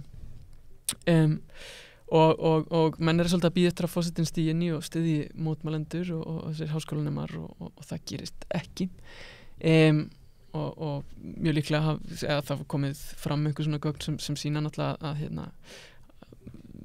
hún var kannski hótað svona valdaráni í raun og veru ef hann fær eitthvað að íta undir stuðning við þá sko en það er stemmingin þarna og þetta er kannski hápunkturinn í því að menn trúa því að það sé hægt að breyta kerfinu og þá ef við kannski horfum á andstæðina sem er dagurinn í dag eða fyrradag einhvern veginn sem er þessi leikur aftur Bandaríkin, Íran, kannski mikið talað aftur, ekki sama stemningin fyrir þessu, ég meina þarna 98 er landsliðið kannski svona ótvírætt lið fólksins að einhverju leyti, að það er fólki sem styður liðið núna. Var staðan bara svolítið önnur. Reyndu þeir það ekki í fyrsta leiknum að þeir syngja ekki þjóðsöngin? Jú. Við minnum að fyrirliðin hafi sagt eitthvað akkurat þetta að þeir væru lið fólksins ekki stjórnvalda. En það virtist ekki vera nóg fyrir fólki í marga. Og þeir til dæmis vildu það ekki. Vildu raunverulega ekki að vera að setja þetta á svið aftur. Já, ég veit ekki sko. Ég held kannski að þetta tengist þessu sko með að það er ekki hægt að svona þetta er náttúrulega lið íslamska lýðveldisins að nafni til með þann fána og allt þetta og þetta er kannski svona smá verið að sína undir að þessi vilji til að málamiðlana í raun og veru með þá íslamska lýðveldinu að sá tími er liðinn. Að það ekki hægt að taka undir neitt sem heitir íslamska lýðveldi einhvern veginn og það engin framtíð í neinum ramma. Það ekki hægt í dag. Það ekki hægt að gera íslamska lýðveldi fullreynt. Og staðreyndin bara svo að það raun og veru fullreynt og við erum að tala náttúrulega frekar svona flókið stjórnmálakerfi sem hérna í íslamska lýðveldinu þar sem þú ert með þennan æðsta leiðtoga sem að þú ert í raun og veru með einmitt íslamskt lýðveldi þar sem að þú ert með vilja Guðs einhvern veginn hann að túlkað af einhverjum ákveðnum kreðsum og svo ertu með lýðræði og einhvern veginn þar þetta blandast saman og það gera það náttúrulega aldrei og við erum bara að tala það að þú veist núna í til dæmis síðustu þingkostningum, síðustu forsetakostningum að þá hefur verið kyrfilega bundið fyrir það að þeir sem hafa viljað bjóða sig fram af þessum svona frjálslinda væng, umbóta væng, að við getum skipt niður svona einsku stjórnmálum í svona tvær fylkingar, það umbóta öflin og það eru íhaldsöflin að það hefur kyrfilega verið bundið fyrir að umbóta öfl hafi geta búið sér fram til dæmis síðasta þing var yfirgnæfandi meiri hluti umbóta sinnar í raun og veru sem skilgreindu sig sem einhvers konar umbóta sinna forsetinn síðasti sem að kláraði sín 2 kjörtímabil þegar stjórnarskrá íslamska lýðveldisins segir að forsetar megi bara sitja í 2 kjörtímabil, hann kláraði sitt kjörtímabil hann 2021, hann var svona umbóta, kannski ekki umbóta sinni per se, en svona bakkaður af umbóta sinnum og svona nálægt til að vera það einhvern veginn, ekki allavega svona ekki harlínumæður harlínumæður eða svona kerfiskandidat þegar hann klárar 2021 að þá raun og veru bara harðlínumenn í púkinu það bara búið að stoppa alla sem ekki voru sko alveg dansuð ekki eftir svona höfðinu sem þá æðsti trúarlegi stjórnmálaleiðtogi. En þeir komast ekki á þing eða komast raunlega ekki í framboð? Nei, komast ekki í framboð. Og ekki til þings og það gerst líka í síðustu þingkosningum. Þetta bara þingið bara orðið svo dúman í Rússlandi. Gerir bara allt eins og gerist bara á báðum stöðum í raun og veru að þeir sem voru svona frjálslyndari kandidatar til forseta gátu ekki búið sér fram. Þingið síðasta var umbóta sinnar í meira hluta og þingið núna sem ég man ekki hvernig kostningu voru hvort það var í árið eða í fyrra að þú veist það eru 218 af 270 hvort það eru 220 af 270 þingmönnum eru af þessum harðlínu armi að meðan það var sko það var meiri hluti umbóta sinna fyrir og það ekki af því að fólki í landinu búið ákveða að kjósa þá heldur voru það bara þeir sem komust í gegnum þetta nálarauga sem er íranska stjórnkerfi til þess að komast í framboð sko. Og mæti þó fólk ekki á kjörstað? Nei, það var náttúrulega léleg kosningaþátttaka en hún skýrist kannski fyrst og fremst út af því að frambjóðendur sem fengu að bjóða sig fram voru ekki umbóta sinnar. Þeir voru harlínu. Þú sást ekki ástæð til þess að mæta þess að kjósa þá? Nei, þú veist að búa að rykka þessu. En þessi hvað, ég man ekki hvað skildir eftir, 50 sem á þinginu. Eitthvað svona vettvangur, formlugu vettvangur fyrir stjórnarandstöðu? Eða þetta orðið þannig? Nei. Það eini vettvangurinn bara gatan og mótmælin? Já, það eiginlega staðan núna og kannski þessna sem við sjáum og erum að tala kannski, getum talað ákveðna uppgjöf, ákveðin svona mikla breytingu frá ef við vorum að tala topp í Bjartsýni 1998 þá vorum við kannski að tala topp eða botni í Svartsýni eða hvað við erum að kalla það í dag einhvern veginn að það sé full reynt með að láta þetta íslamska lýðveldi virka fyrir fólkið í landinu einhvern veginn og það sé umbætur innan þess séu ómögulegar vegna þess að frambjóðendur sem vilja umbætur fá ekki að bjóða sig fram hvorki þingkosningum né forsetakosningum og það sé raun og veru engar leiðir og einmitt að það sé eina sem hægt að gera að fara út á götuna sko. Það voru, þú nefndir þarna stúdentamótmælin þau hefur bara verið nokkra daga en síðan hafa mótmælin risið upp aftur og þú orðaði næstu eins og þetta væri eiginlega sömu mótmælin það er sama bylgjan. Þessi sem eru búin að vera núna eru raunverulega meira áberandi, búin að vera lengur og eru miklu sterkar heldur en nokktíma verið áður og það er ekki út af vonleysi, það er að vera vonum að það sé hægt að gera eitthvað. Já, Já, að það sko einmitt að eina vonin sé einmitt að það já, að nota orðið von samt kannski smá svona eitthvað það voru að útskýra það svo skilum. Ég bara, þú veist, ég meina vonina að það sé hægt að breyta þetta kannski frekar nauðsyn, frekar en von sko, þetta kannski höfnun á því sem án þess að sé nein vísun á það hvað það kom í staðinn. Já, þetta svona kannski smá síðasta sort tilfinning sko, að svona, þú veist, að hvað annað hægt að gera núna, þú veist, við erum komin á þann stað einhvern veginn að og með þess að fagna Bandaríkjunum. Já, við erum komin á þann stað sem að vera eiginlega djöfulli sjálfur í 98. Akkurat, og nefnilega og maður upplifir það kannski líka þú veist að þetta orðið einhvers konar svona stáli í stál einhvern veginn að stjórnvöld hafa tekið ótrúlega fast á mótmælendum í raun og veru og verið að buffa þau út á götu náttúrulega fyrst og fremst og skjóta, ég held að sé hátt í 500 manns sem að hafa mist lífið í þessum mótmælandi sem bara fara að teygja sig inn í 3. mánuð sko og þingið samþykti, það var þá harðlínu meirihluti náttúrulega sem að samþykti þarna einhvers konar þingsályktun eða svona hvað var að segja þingsályktun að mótmælendur sem væri í haldi sem að, þú veist, voru þá held í 14.000 en heldur sem konur upp í sko 18.000 manns það hreinlega bara að taka þá af lífi fyrir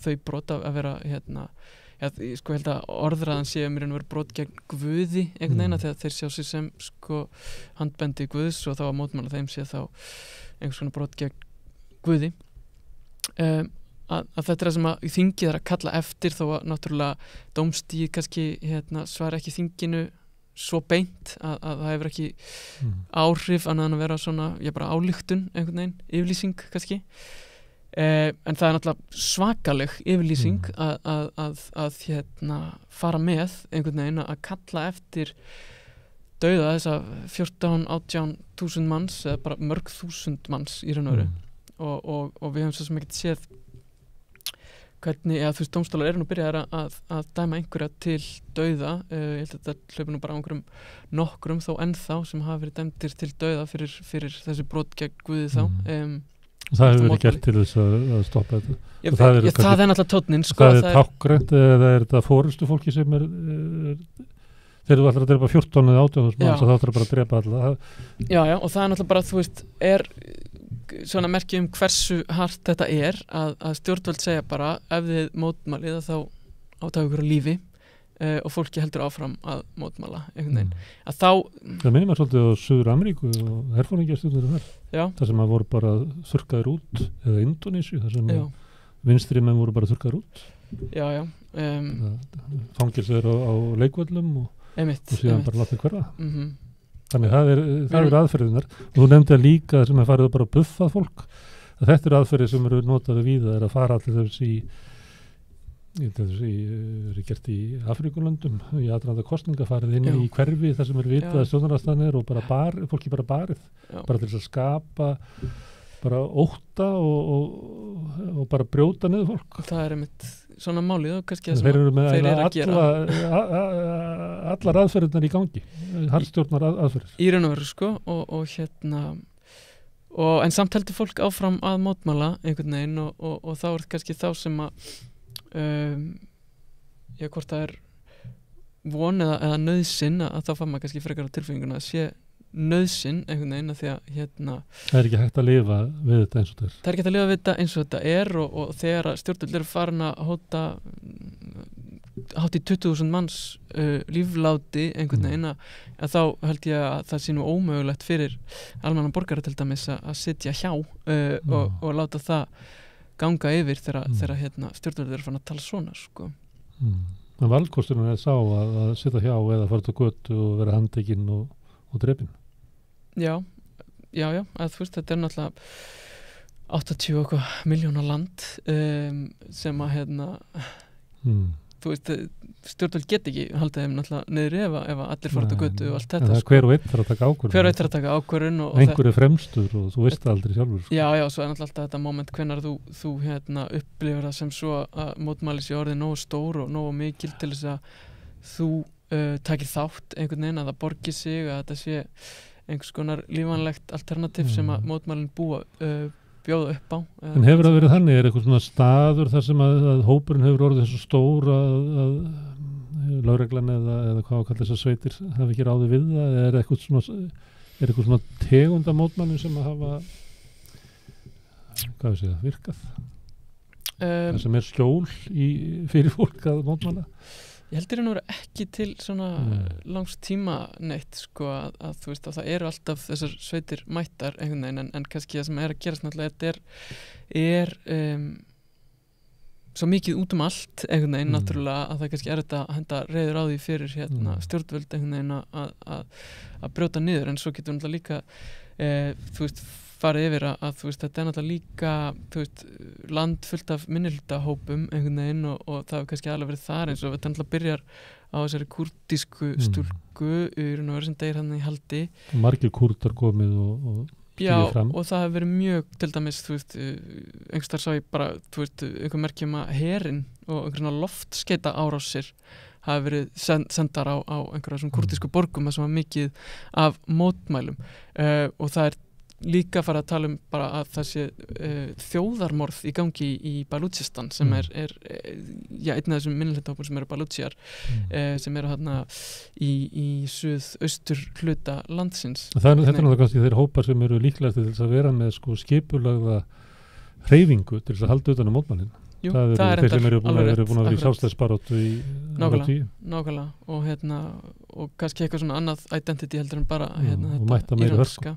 Já, hefur verið mætt af rosalegri hörku sko, en það er nú, þú veist, og svo sáum við kannski fyrir einhverjum mánuðum síðan að það sem að það voru reyndar í norðurhluta landsins sem hefur svona almennt kannski nokkuð svona stendur yfirleitt vel svona fjárhagslega eða svona efnahagslega segi og það sem að menn voru að taka yfir mótmælendur voru að taka yfir einhvers konar svona stjórnarbyggingar segi ég í borgum hana fyrir norðan sko en svo er það bara búið einhvern veginn, það var nokkur mánuð síðan þetta var og þeim hefur bara hentar út aftur þannig að maður veit ekki sko og það er náttúrulega áhugavert líka að skoða þetta þessi flókna pressa sem að íranska landsliðið í fótbolta hefur verið undir ég meina, ég held að ég hafi aldrei séð svona margar fréttir á svona stuttum tíma til dæmis þessi mótmæli bara á íslenskum fjölmiðlum til dæmis, það bara kom líka við ein frétt á dag þetta á vísi.is bara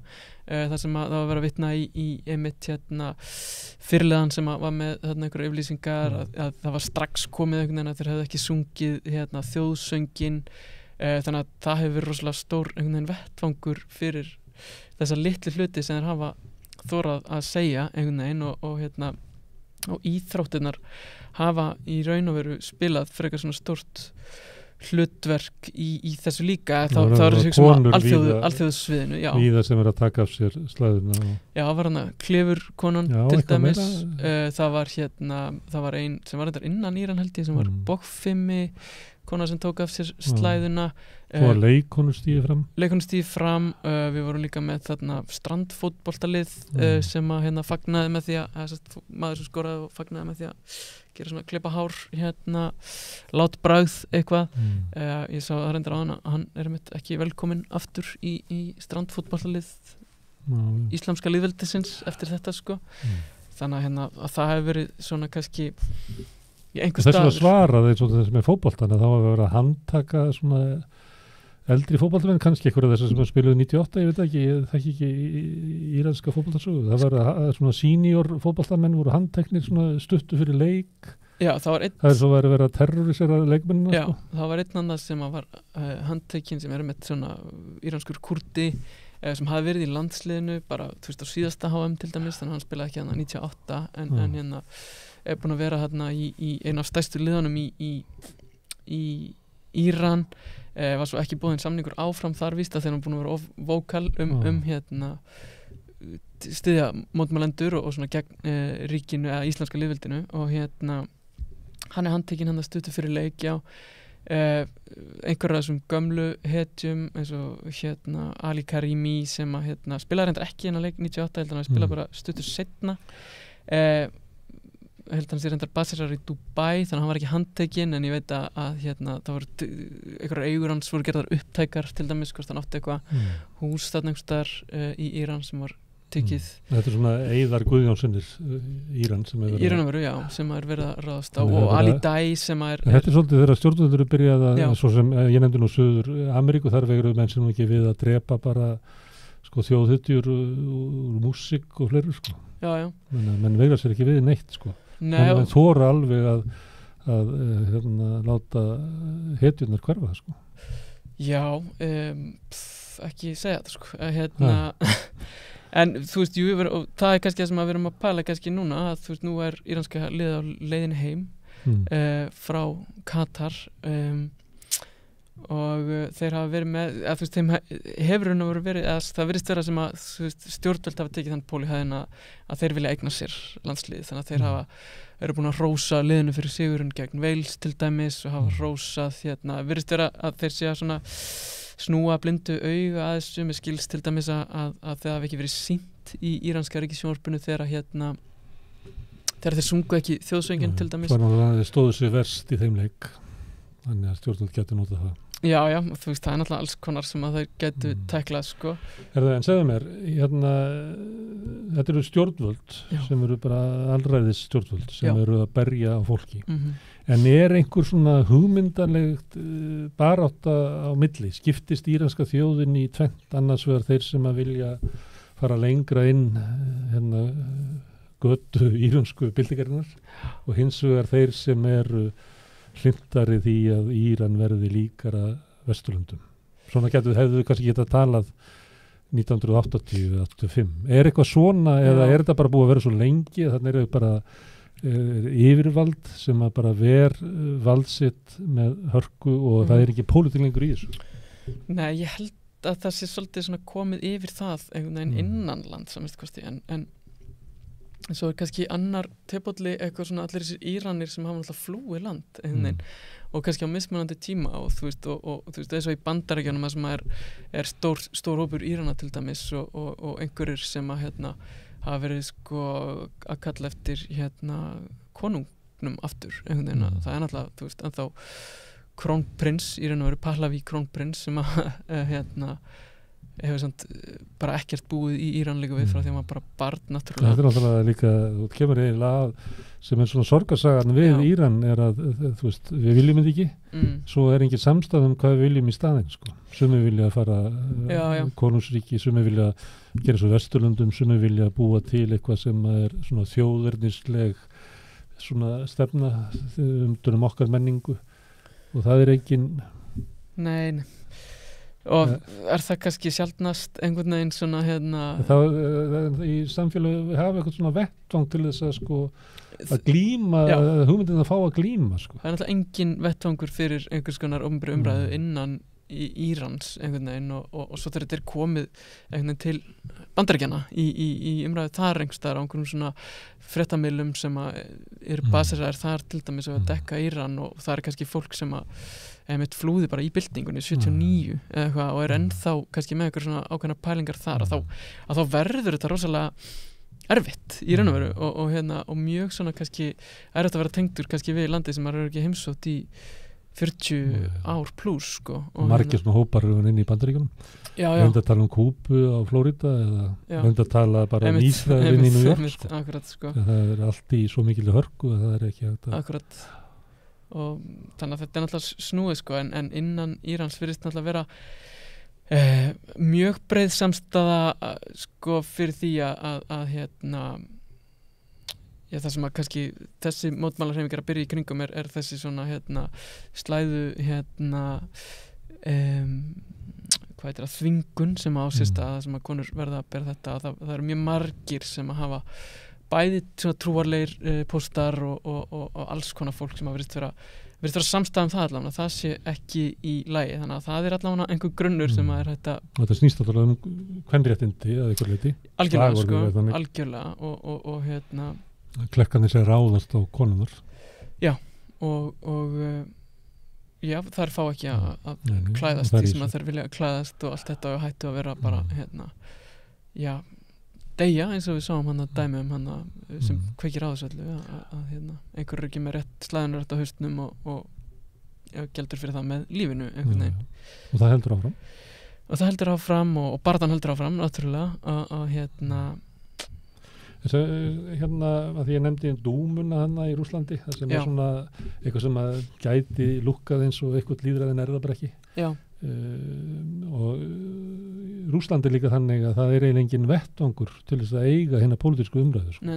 Það hefði geta orðið til svipa kannski þarna fyrstu í allt sín árunum og kannski svona 97 var síðast að tækifæri svo bara þróast þetta eitthvað og verður ekki þarna og ég verið að tala við fólk sem hefur verið í Rússlandi og þá er talað sko að leiðin til þess að lifa inn er eiginlega að sökka sér ofan í einhverja menningu það er bara að lifa inn í rússneskri menningu og bara stjórnmálin er eitthvað þar að ég nefndi þarna leikonur og svona það er náttúrulega búin að til alveg stórkostlegar bíómyndir til dæmis í Íran hvernig er það þannig sem að fólk getur lifað af inn í svona hörmulegu samfélagi sem bara funkar ekki er eitthvað svona í Íran þar sem að þú getur bara farið inn í eitthvað herbergi og lokað að þér og lifað einhverju lífi sem að bara tengist ekki pólitík Já, ég meina, þú veist að það virðist vera sem betur fer að allstaðar einhvern veginn að sama hversu erfitt ástandið er að þá tekst fólki að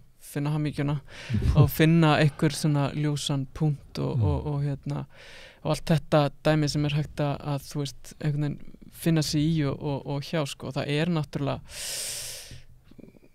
fólk býr þarna einhvern veginn og fólk elskar líka landið sitt að einhverju leyti þó að stjórnvöld séu hræðileg sko, og þetta er alltaf þetta svona þessi svona barátta á milli lífsins og stjórnmálana einhvern veginn og hefur kannski mismikil áhrif á fólk náttúrulega kannski bara allstaðar eftir svona stétt og stöðu náttúrulega ég held að til dæmis ein af svona mínum áhugaverðustu upplifunum í Íran var þegar ég fór í svona sem ég held að var einhver svona varum að fara að skoða náttúru fór svona ferðaskrifstofu, keypti miða í rútu og held ég var að fara í svona skoða náttúruferð en reyndist svo vera í raun og veru bara ferð út fyrir borgina þar sem við settumst í skógarlund og svo tekinn fram gítar, allar stúlkunar tóku niður slæðuna einhvern veginn og svo spilað og sungið og borðaður matur einhvern veginn þú veist þannig að fólk finnur náttúrulega leiðir fyrir alls konar saman hvort það er í menningu eða einhvers konar ferðum eða fótbolta eða hvað sem það er en svo kom augnablik það sem að það er ekki hægt þú verður að taka afstöðu að samfélagi sem er á millum okkar að við búum það til sameiginlega og þó svo ég geti búið mig til einhverja vín og í einhverjum skóijarði að það kemur á þann tíma að ég verða að taka ákvörðun og það virðist vera einhvers konar punktur núna sem að þegar hvað var að segja að fólkið og íslamska lýðveldi geti ekki átt samleið mikið lengur virðist vera Ok, en það er eitt sem er sagt í svona ástandi að sko allræðisvaldið það fellur ekki út af andstöðu almennings það fellur innanfrá það þarf að vera einhver þar inni sem að hefur til þess að hafa hagað því eða til þess að vera skylt að gera það eða gera það bara vegna þess að til þess að græða því að fella og breyta þú sérði ekki þangað inn hvort það sé einhvers þar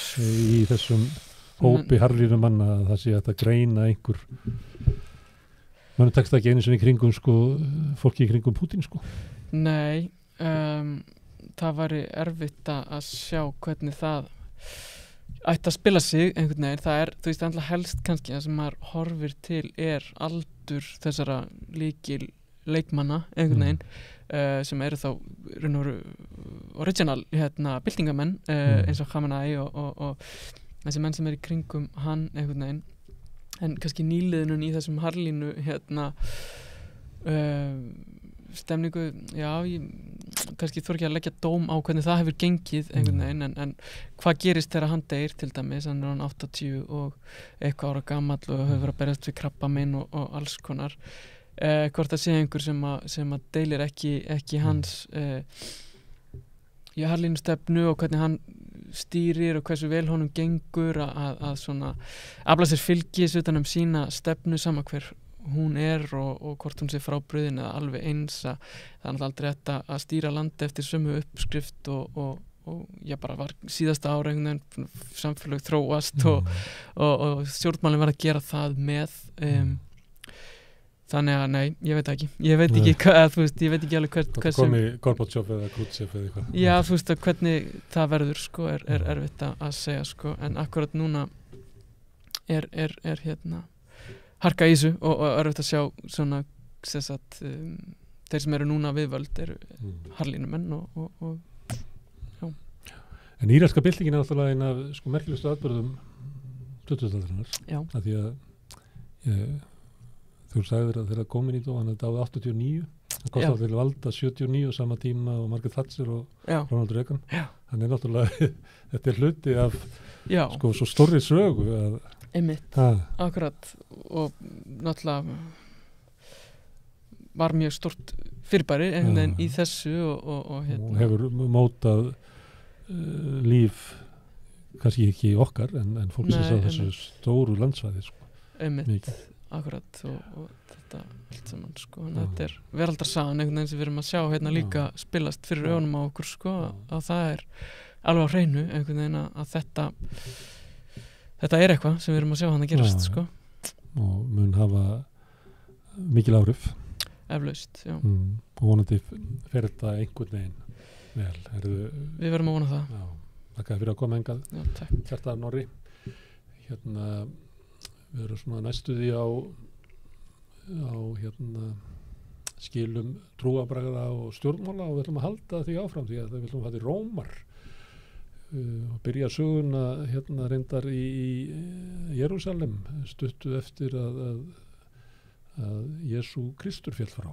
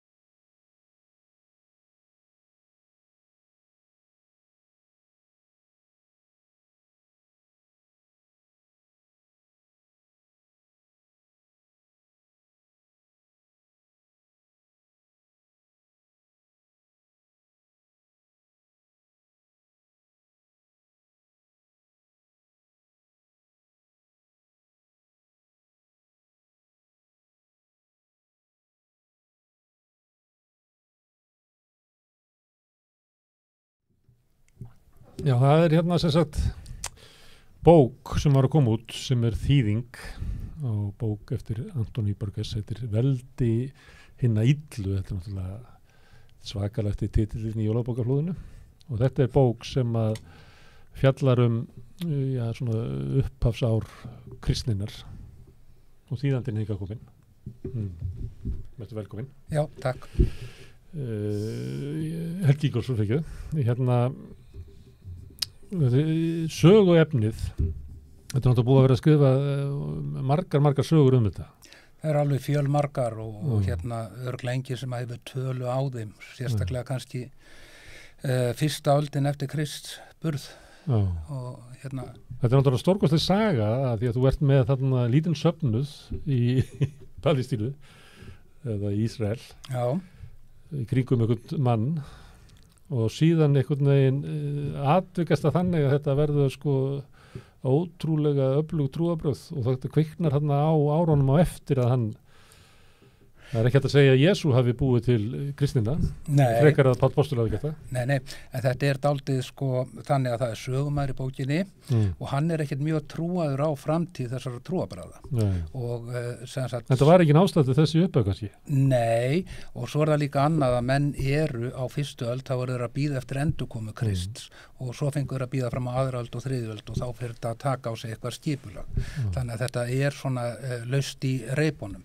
En reyndar sko þessi saga, hún gerist á svo mörgum plönum, hún þvælist út allt Rómaveldi og sko það eru kannski 2 fastipunktar, annars vegar Róm og þá það hirð keisaranna, hún rekur hvern keisaran sem sagt á fætur öðrum, byrjar þarna á Tiberius og kemur Caligula og svo kemur Claudius og svo Nero og svo var eitt ár þar sem voru 4 keisarar röð, þar að segja Nero, Otto, Vitellius, Galba og Vespasianus sem að verður ofan á hann síður og svo kemur Titus, sonur Vespasianus og svo kemur Domitianus. Þetta svona þula yfir keisarna sem hún nær yfir og þeim eru flest gerð mjög góð skil og svo það hitt-planið aftur sem að í Palestínu og það sem að gerast þar í kjölfar þess að þessi spámaður eða hvað hann hefur verið krossfestur og menn ekki alveg með á hreinu svona hvernig þeir eigi að taka á þessu, sérstaklega ekki postulatnir og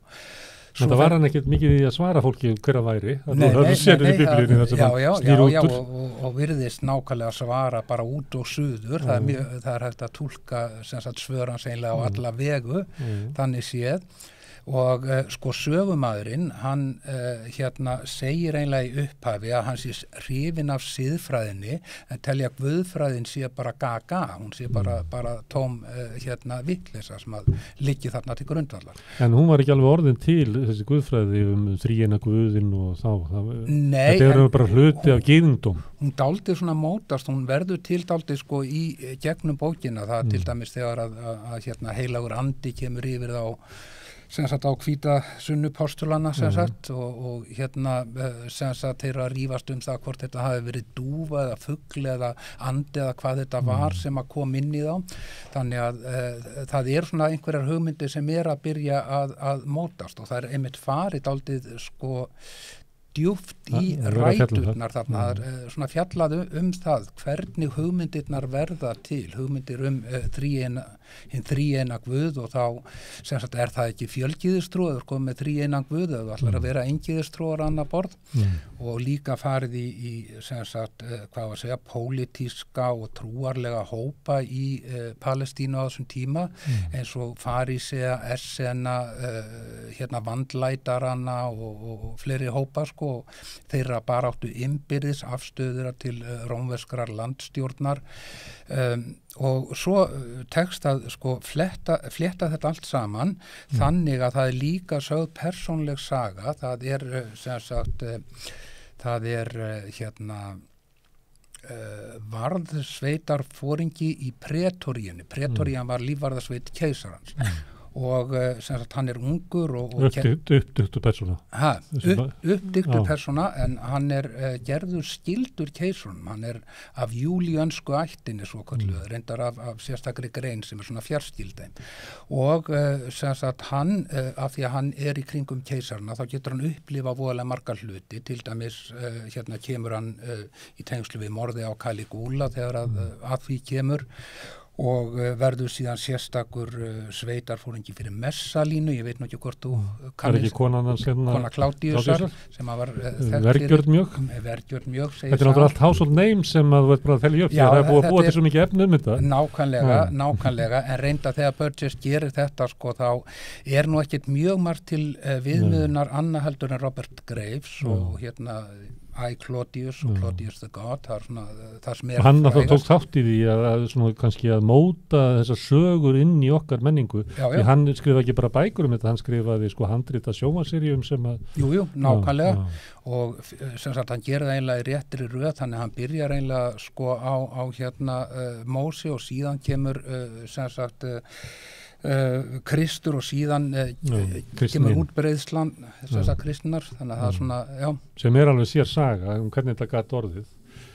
Páll Postuli, hann höfundurinn að kristinni? Hann náttúrulega flytur það frá gyðingdómi, þannig að þetta sé ef við tölum þessu sölum að þetta selja rómversku fólki þessi trúarbrögð, þá verður að koma því einhvern veginn út úr gyðingdómi. Samkvæmt þessari bók þá er þetta upphaflega þannig að sem sagt postularnir túlka þetta þannig að þetta sé fyrir gyðingana eingöngu og svo kemur Páll til sögunar, að vísu gyðingur sjálfur en samt utanakomandi að því hann kemur frá Tarsus í Kílikíus í Litlu-Asíu og sem sagt einlega brýtur þetta upp með því að það megi boða öllum þjóðum sem sagt þetta sé ekki sérgyðingleg trúarbrögð og fer sínar frægu ferðir og þær eru raktar svona að hluta.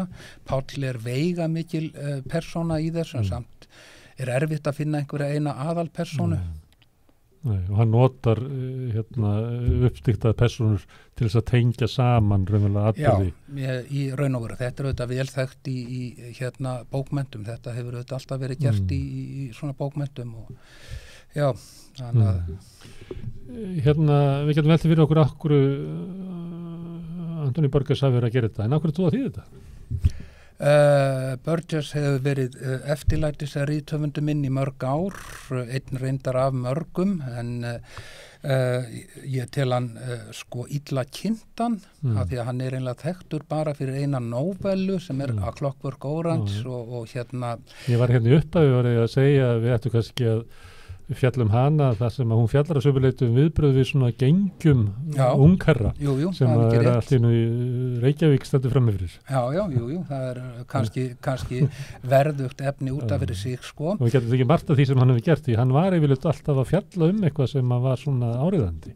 Já, hann óbóðslega móralskur rithöfundur og hann kemur aldrei með patentlausnir en hann veltir fyrir sér stórum móralskum spurningum.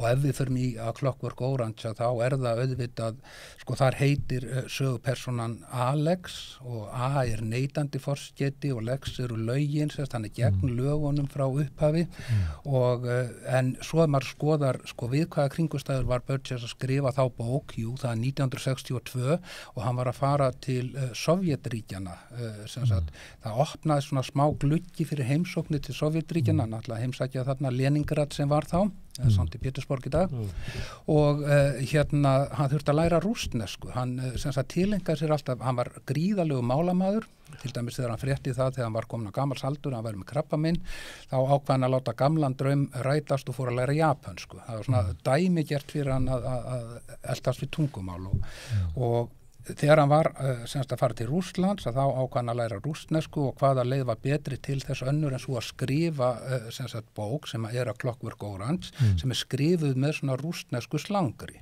Þannig að þessi orð sem að koma sem eru mjög fræg eins og drúgs, það drúga, það félagi eða vinur á rússnesku og eitt frægt orð sem komið úr A Clockwork Orange, það horrorsjó og það Korossjó sem að þýðir gott eða eitthvað sem bara frábært á rússnesku. Þannig að það svona, margir þekkja ekki, hann býr til tungumál sem að kalla natsat og margir þekkja ekki þá sögu og hann notaði þetta fyrst og fremst til þess að reyna að búa til einhvern smá peningur. En hann merkilegur höfundur og merkilegur maður. Skrifaði Reiðina Býst. Af hverju valdur þessa bók? Þetta líklega annað mesta verkið hans. Hann skrifaði eina sem heitir Earthly Powers sem að kom út 1980, þessi kemur út 1985 og Earthly Powers eiginlega bara of stórt verk til að ráðast á en ég vildi sýna svona hina hliðina á Burgess. Hann var alveg gríðarlega fjölhæfur, hann byrjar ekki sem rithöfundur fyrir í kringum fertugt, þá byrjar hann að skrifa sína bækur og hann lét sig alltaf dreyma það að verða tónskáld og hann samdi 3 symfóníur og 250 tónverk og þar fram eftir göttunum og svo afkastar hann alveg reiðina býsna af bókmentum og þar á meðal doðröndum á borð við þennan, þessir 600 blaðsíður í íslensku útgáfinni og sko hann fór að skrifa af nauðsinn árið 1960, þá var hann 43 ára gamall og hann fekk eiginlega úrskurð það að hann væri með heilaæxli og hann vissi ekkert hvernig hann átti að sjá fyrir konunni sinni og hann fekk þessa hugmynd að fara að skrifa bækur, hann hafði eitthvað dútlað við þetta áður og hann skrifaði á einu ári 5 bækur og svo kom á daginn að þessi úrskurður var tóm steypa en hann var kominn sem sagt þá á þessa braut og hann skrifaði svo marga bækur hann þurfti að skrifa undir dulnefnum leið,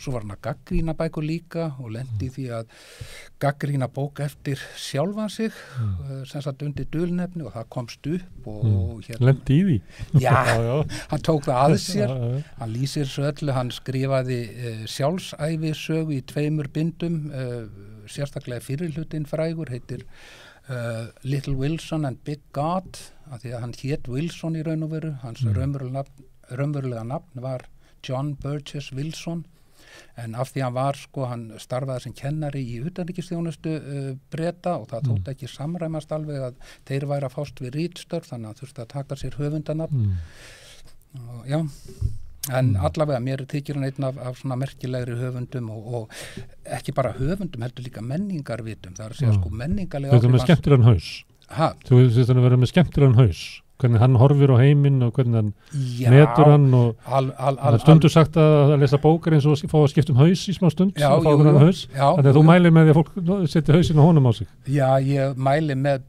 Burgess við allar kringumstæður betri bókunum hans því hann reyndar feikilega mistækur en hann, þetta nú bara hendir menn sem að þurfa að skrifa 5 bækur á ári Já, reyndar að skrifa nú ekki alla æfina 5 bækur á ári en samt sem áður að þá sko þegar upp staðið þá eru afköstin alveg gríðarlega mikil sagt, og það sem að liggur hérna eftir hann en það sem vil nefna í svona menningarlegu samhengi hann verður svo mikil hérna menningarviti þegar að var gerð hérna leitin að eldinum svo fræga bíómynd sem að hvað hétt hann áttur, Jean-Jacques Annaud gerði franski franski og hérna átti ekki að flytja hérna saga fyrir tíma tungumálsins já, nákvæmlega, en reyndar ekki fyrir tíma tungumálsins því að Burgess var fenginn til þess að búa til tungumálið í þá hérna bíómynd og sem gaggrínandi sko menn þakka því til dæmis að sá sem skrifaði A Confederacy of Dunces, John Kennedy Toole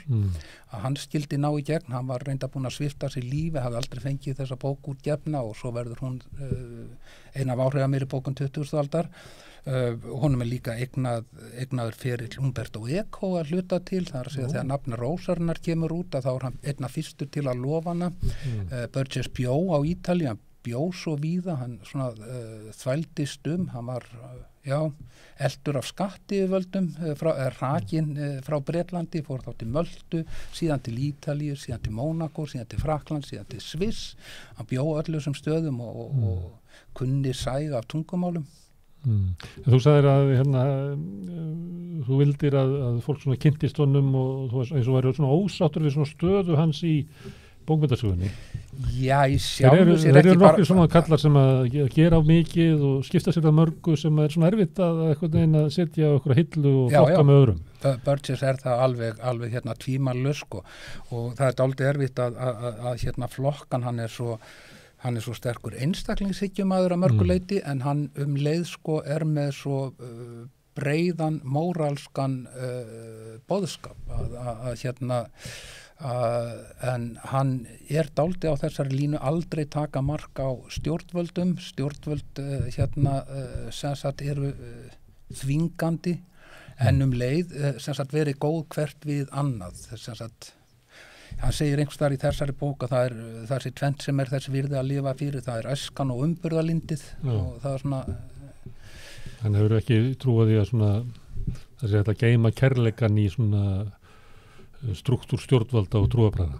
Kærleikurinn rúmist bara í mannshjartanu. Mál er það að trúarbröðin eru dálítið upp á móti stjórnvöldum í þessari bók. Það er að segja að við höfum hinn hefðbundnu rómversku trúarbröð og sem að Caligula fer með alveg út fyrir öll endimörk þegar hann fer að láta höggva hausa af styttum í Róm og setja sitt eigið höfuð á í staðinn og alveg sama hvort þetta séu guðir eða gyðjur, hvort það séu sem sagt sjálfur Júpíter eða hvort þetta séu Venus, það settur haus af Caligula og þessu og svona þetta er aldrei hæðni gagvart á rómverskum trúarbröðum en kristnin er einlega uppreisna trúin á þessum ekki endilega bara á þessum tíma, hún er en hún er subversiv, hún grefur undan sem sagt ráðandi. Ríki mitt ekki að þessum heimi, sagðan. Já, jú. Og það er hann hafnar struktúr og valdi þeirra sem að skreita sig með því.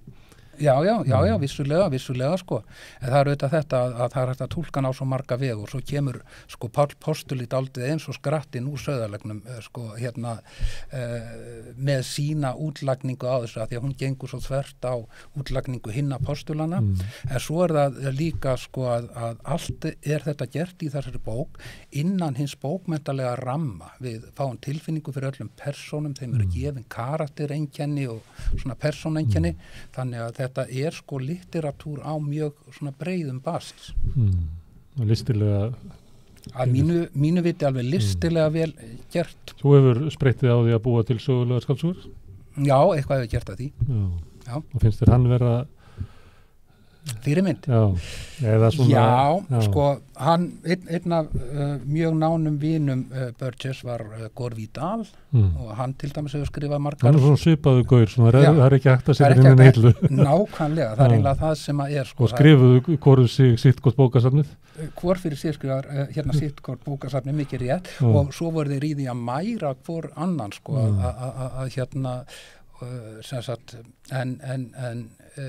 já, ég veit ekki hvað skal segja. Gore Vidal, hann reyndi líka svolítið að hann var að skrifa söguna alveg, skrifaði langar sögulegar skáldsögur. Já, og tók það bara systematíst, Já, ég veit ekki hversu systematist það því að hann fer sumt á sig bandarísk saga, hann skrifar Lincoln og svo skrifar hann Persaveldi, eitthvað sem að gera daga Daríósar minni mig Persakonungs kringu 490 að því að innrásinn semst í Grikkland kemur þar inn í bók sem heitir Creation á ensku, stóra mikil, og svo skrifa hann Julianus sem var síðrómversku keisari sem að vildi hverfa þegar kristni var búin að sigra, þá vildi hann hverfa aftur til heiðina trúarbragða en Gore Vidal sem sagt þeir voru... Þetta hefur hún líka? Já, að ákveðnu margin, hann er jafn mistækur og Burgess, það er að segja þessi Creation bók, hún er til dæmis alveg frábær, en svo skrifa hann líka bókum Pál Postula sem er alveg hræðileg og Gore Vidal var samkynhneigður og hann svona gerir Páli Postula það upp í þeirri bók og gekk ekki upp hjá honum. Gekk ekki upp, nei. En þessi menn hafa báðir svona, þetta er ekki ögnakallar svona bókmennta elitunar? Þeir voru það í kringum 1980 og svo einhvern veginn hafa þetta aldrei fallið í gleymsku. Ég segi kannski ekki fallið í gleymsku en þeir hafa mist status, alhvímalaust og kannski óverðskulda. Það er að segja það mætti halda nafnið þeirra meira á lofti og sérstaklega finnst með Burgess með hann mikils. Þetta er skemmtilegir höfundar. Skemmtilegir höfundar, þetta er bara bráð skemmtilegt, þetta er bara rosalega gaman að lesta og fræðandi og hugvekjandi. Svo er þetta bókmenntagrein að skrifa frumkristina. Þetta er næstu því svona bara mafíubækurnar eða vestrarnir, þetta er eiginlega næstu því bókmenntagrein. Já, algjörlega. Þannig að fólk mun þekkja sem að hefur lesið eitthvað, mun þekkja náttúrulega þekkja sér til í bókinni. Já, það hefur alltaf ákveðin grunn með að það kemur úr kristnu samfélagi, en þessi fer svo miklu dýpra í ræturnar, að þannig að maður er að fræðast svo mikið í gegnum bókina meðan hún er leið hún er lesin. Herru, gaman að tala við þig. Já, takk sem les. Bókin heitir Veldi hinna illu og fæst í öllum betri bókabúðum eins og sagt. Þá er Rauðaborðið búið í kvöld. Þakka gestum mínu fyrir að koma hérna, ykkur fyrir að hlusta og framöndan er bara helgi, en ég ætla að segja góð helgi. Það getur vel verið að við skjótum inn helgispjalli á morgun. Sjáum til. En takk fyrir í dag og góða nótt.